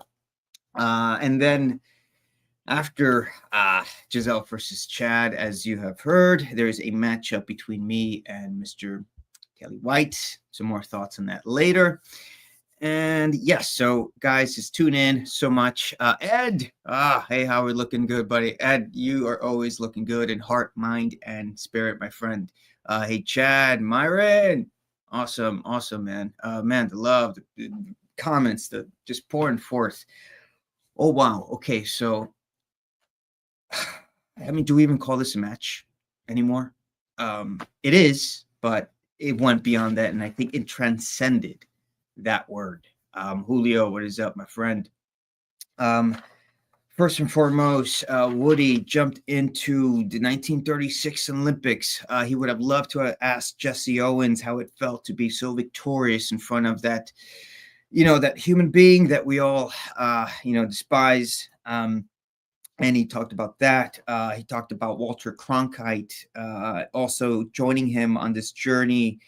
He also shared about he was a finalist in, I believe, going up to being one of the first journalists to be considered going up into space, if I'm not mistaken, which was, just amazing. He shared that beautiful story talking to Alan Shepard when they were walking and they saw the moon. And he said, let's, what do you think of when you see the moon? And he said, I can't believe I walked on that, expletive. I'm not going to say it right now. So Woody really we all saw it. Woody deconstructed the Bill of Rights, and it was amazing to watch. And one of the things I always keep in mind when I vote is, am I learning anything? And oh my God, not only am I learning, I'm also learning how Woody perceives the Bill of Rights and how he thinks about it and the nuances of his own thinking, which was amazing. And then, Mike went in and he talked about, the Gettysburg Address and, having Ben Franklin there with him and, Howard Cosell and John Madden. Man, it's, again, I started taking notes, but at the same time, I was just listening to the amazing passion that these guys were just pouring forth. Ultimately, my vote for that first topic is going to go to Woody. He kind of took a detour and then kind of brought it back.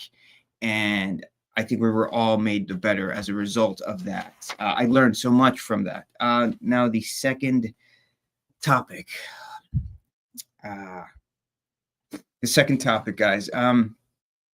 First of all, amazing topic, Avi. Both of them, and this one really got me in the heartstrings. And I obviously tried to be as objective as I can. Woody talked about, his going through, thoughts and feelings of suicide, and being able to identify why this particular player did commit it, and writing that beautiful article where he said he got 150,000 letters in reply. So he touched, I'm sure, many human beings as a result of writing that letter. And then Mike talked about his sobriety, and I did a little quick research. So he's been sober for 4 years. So Mike was 61 when he got sober. And guys, that journey is not easy. There's a lot of letting go of who you think you are and reconstructing this new individual that, you were always meant to be in a sense. And him,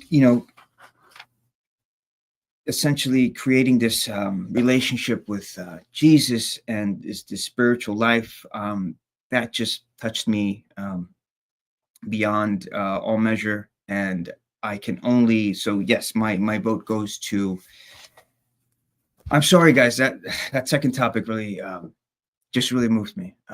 And so my vote goes to Mike for that second topic. And I think, again, we saw tonight that this went beyond just a match. This went to two men having a conversation of the heart and mind, and that we are all made better as a result.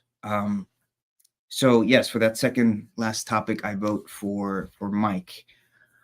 So that said, I am so curious to know what Jamie is thinking and his heart and his mind. Mr. Sparley. Good luck on your match, brother. Greenies, how about those life lessons that we experienced today? So much to unpack, and a really hard thing to vote on. So make sure that you help us get your votes in. If they're not already in, we definitely, you are the engine that makes this run, and we need to know what your thoughts are. Also, at the end of the show, we're going to have our amazing outro. The outro, you'll get to see in real time with the cast and all of us who is going to have their matchup next Saturday. So you're going to want to check that out. It's sets the tone for the week. And I know you enjoy the Green Room and TKN. So as far as our match, this was so hard, and the life lessons and the way these two competitors shared themselves was it was just inspiring. So on the second, I'm going to start with the second topic. Sharing his recovery was a really big deal.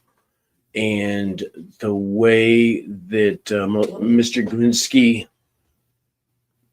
talked about how Jesus, you could say higher power. I'm going to say higher power. He said, Jesus, whatever is flowing through you to help others. And I think he felt that he had said that if he could stay in that same vein and he can continuously help as many people. That spoke to me of his humility. And he spoke also of his legacy and a legacy of reawakening. You know, that's a beautiful thing. And yeah, Gloria, TKN is always taking it to another level. The way that some of our luminaries and you guys open yourselves up to us and we return the favor just makes this a special place.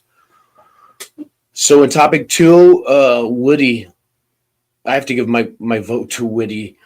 It was the most captivating story. It was a wonderful answer. And I was so wrapped up in every moment of it that I actually had to go back and look at the question, because he took us places and just painted a picture that was absolutely beautiful. So topic 2, I have to give my vote to Woody.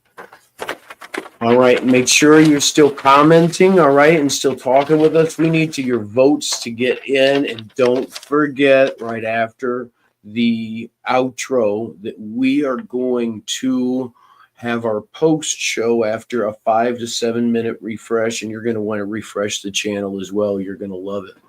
You're going to love it. Howard is going to meet Kelly White in a black box tournament match, as well as Giselle and Howard are going to Giselle Ann, excuse me. This is really, tell me this has not been hard, guys. The emotions that came through here, and I'm just trying to wrap it up as best I can in a bow here. So we're going to have Giselle and Chad on the post show opening with their match. Topic number 2.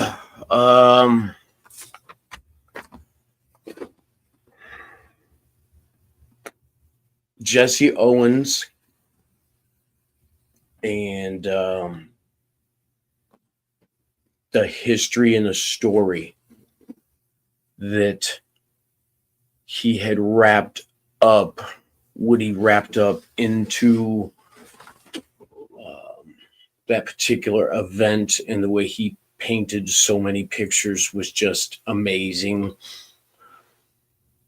But I have to give my vote to Mr. Gminski, because when he said Winston Churchill at Trump's inauguration, and then the key component was, what does he think is happening here, right? And I'm not talking about any conspiracy theories or anything weird or what is or what's not, but to have Winston Churchill around at this time and to be able to get his take on anything would just be amazing. And that really, really spoke to me as well. We appreciate you. Please get your votes in. Stay with us for the outro and the post show. And I'm going to bring my friends on back in here. So I think we have Chad coming back in. We have Mr. Larry, Howard, amazing Mr. Kelly White, Chad the man. What a show, gentlemen. What a show. And the lovely and talented Giselle. There she is. One really hit me in the feels. You know what I mean, Larry? Oh, yeah. Absolutely incredible. Beginning to end. That first one, I was like, man, Mike's got this. And then it just continued. The lessons we got, everything happened. It just was amazing. Giselle, what did you think? You weren't on screen with us to vote, so you were the lucky one here to a point. You look excited, Giselle. A little bit, yeah. It definitely takes the pressure off that I did not necessarily have to give my reasons why I voted for who I voted for this evening.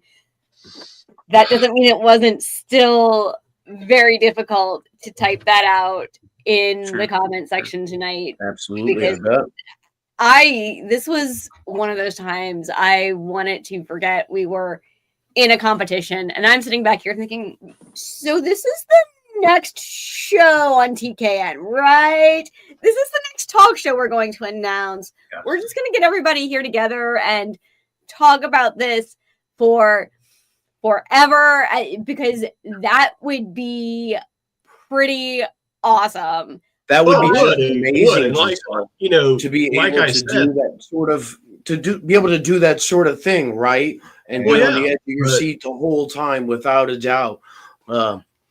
They did that, and you know, I think it was Larry said something about an Avi and Woody history show coming up. Yes, exactly. Yes. You know, but you know what we're kind of looking at here, 11th hour with this match, and we've got over 1,000 people sitting out here watching, and you know what they're wondering?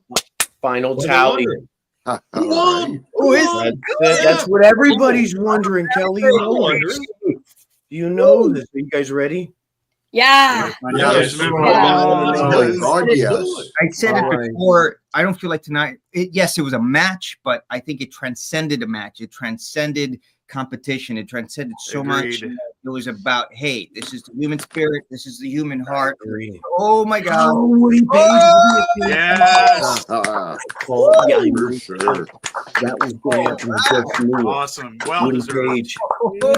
And I feel sorry for whoever has to face him in round number 2. Oh, absolutely. What an amazing storyteller. Oh my God. What an even storyteller. for me, I found tonight was probably the most eye-opening show that I have seen in round 2. Whoa, I mean, wow. That's round of applause. See that? I literally pity anybody who missed tonight's show, because we don't like using the word losers, but if they missed out tonight, that's exactly what happened. They missed on something so beautiful that even a replay cannot bring back what we experienced here tonight live. TKN for the win again, without a doubt. Too. Yes, Jamie. It's TKN won. To me, a good match is when these guys open up their hearts, when these guys open up their minds, and we got both of that, and it was phenomenal. It was like a bolt of lightning right to the heart and the mind, this match. So just freaking amazing. Give it up to Mike and Woody Paige. God, yeah. Absolutely. Absolutely. And they're both now in round 2. I mean, I'm so I feel bad for whoever they're going up against. Because that's what I was just thinking, because we've just added 2 huge powerhouses to round 2. That's right. I don't have to worry about round 2. Imagine watching in the next round. You also have an 11th hour. Not a problem for me. I know. Not a problem. Not a problem. That's why it's going to be nice to have a green ticket, right? Isn't that? That green ticket's coming home with me. You guys can all fight and do whatever you guys need to do. I'm going to sit back and watch it once I blow the socks off of Giselle. And Bam.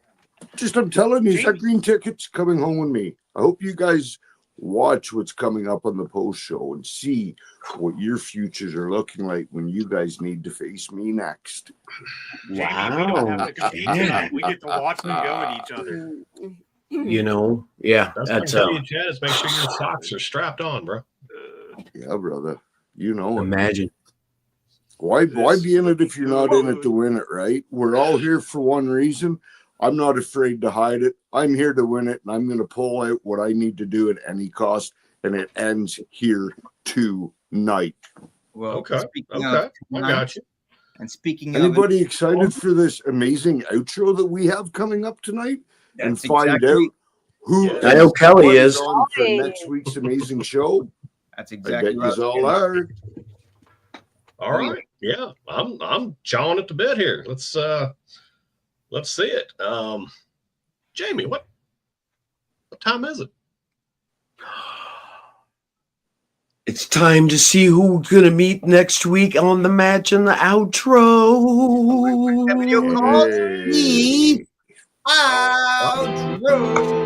Hey.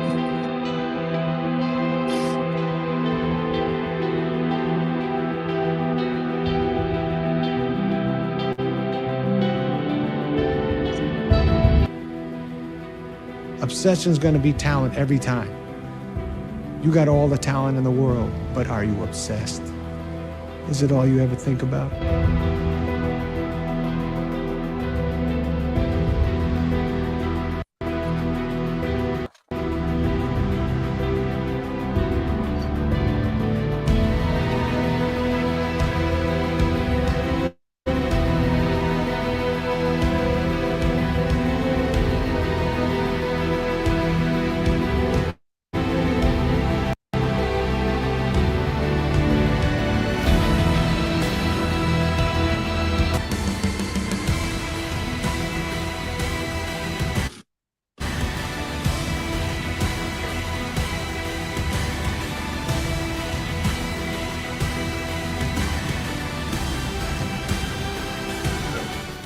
This is the greatest country that gives you opportunity. Nothing's given to you, but it does give you an opportunity. And that competition is good for anything, right? I mean, really, it makes us better, it makes us faster or leaner or stronger.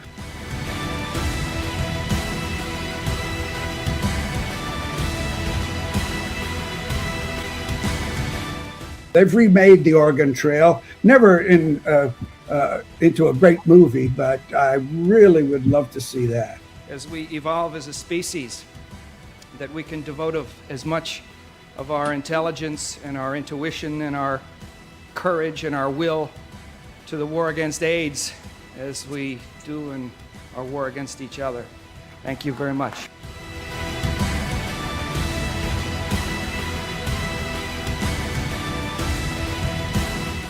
I think the team, the ensemble phenomenon makes us better. Free, and so for me, I wanted freedom from fear, freedom from a kind of a deep sense of rejection that I had growing up.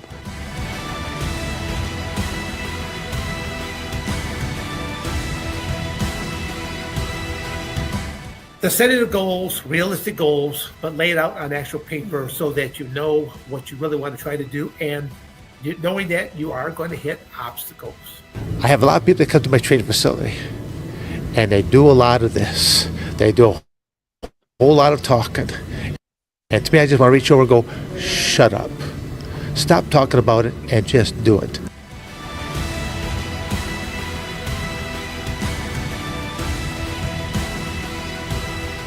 Like that sport-wise, I feel that if I was to get my story out and have a documentary, I'll be able to reach young athletes, young girls that are up and coming in different sports. I quickly got over it, and just know that I'm blessed. I've been to 4, got 3 medals out of the 4. So, I mean, my statistics is pretty high. So.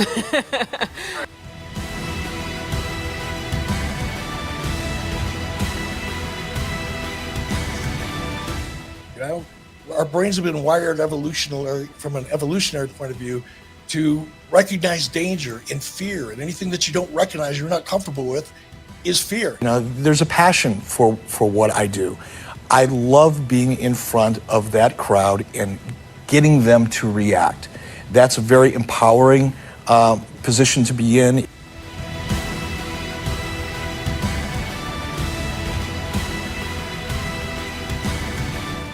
17 years in the NFL, that's hard to do. Winning this contest is hard to do. But I am here to win. Compete every single day.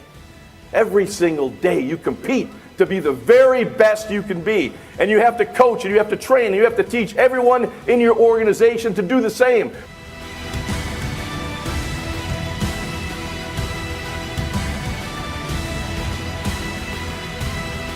Sometimes we can fuss and argue and mitigate whether or not something was right or wrong.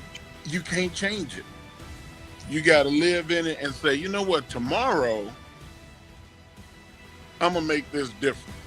I actually want to help people to try to get where I am, and I want to see other people break my records and get that fame.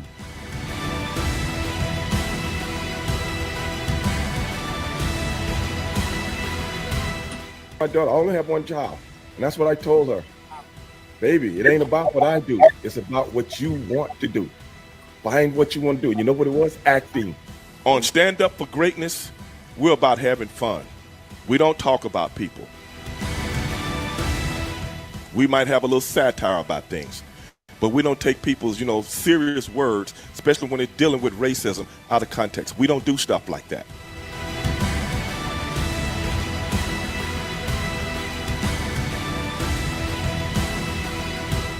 And the thing why I want it made is that I want this staying on the front burner. I don't want people shutting this thing away and it's old news, because it is not old news. If he agreed to do that, more young black people would be sent off to a war he was against.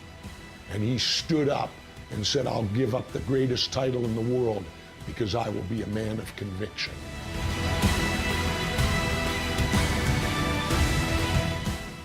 Normally, it's how did you get into professional wrestling? But I wish that people would say, what contribution have you made to society? And it's very humbling to see that I made an impression, he made an impression, we all made an impression on your life, and it was important for you to remember.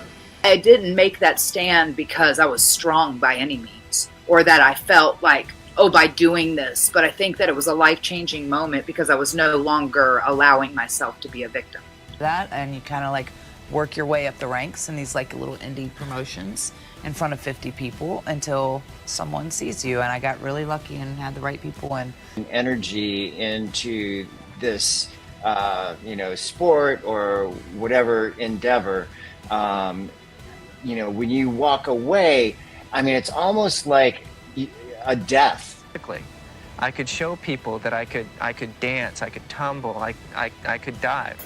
Definitely, everybody got their own story, yo, and it's just it's so great when you just dig within and give the world that, because so many people gonna feel the same way you do and walk down that path for sure.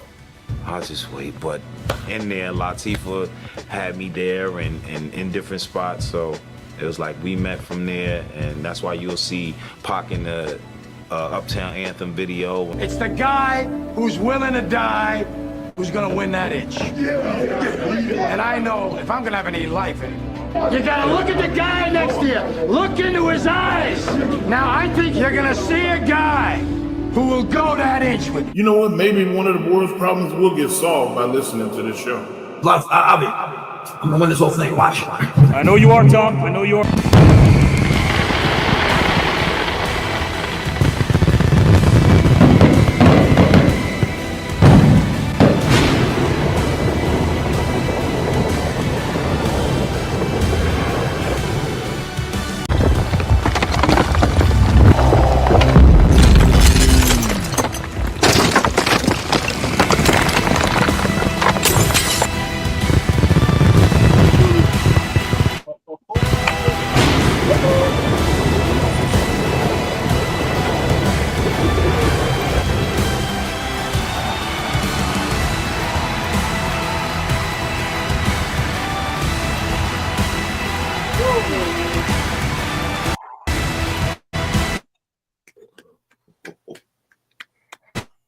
You won't.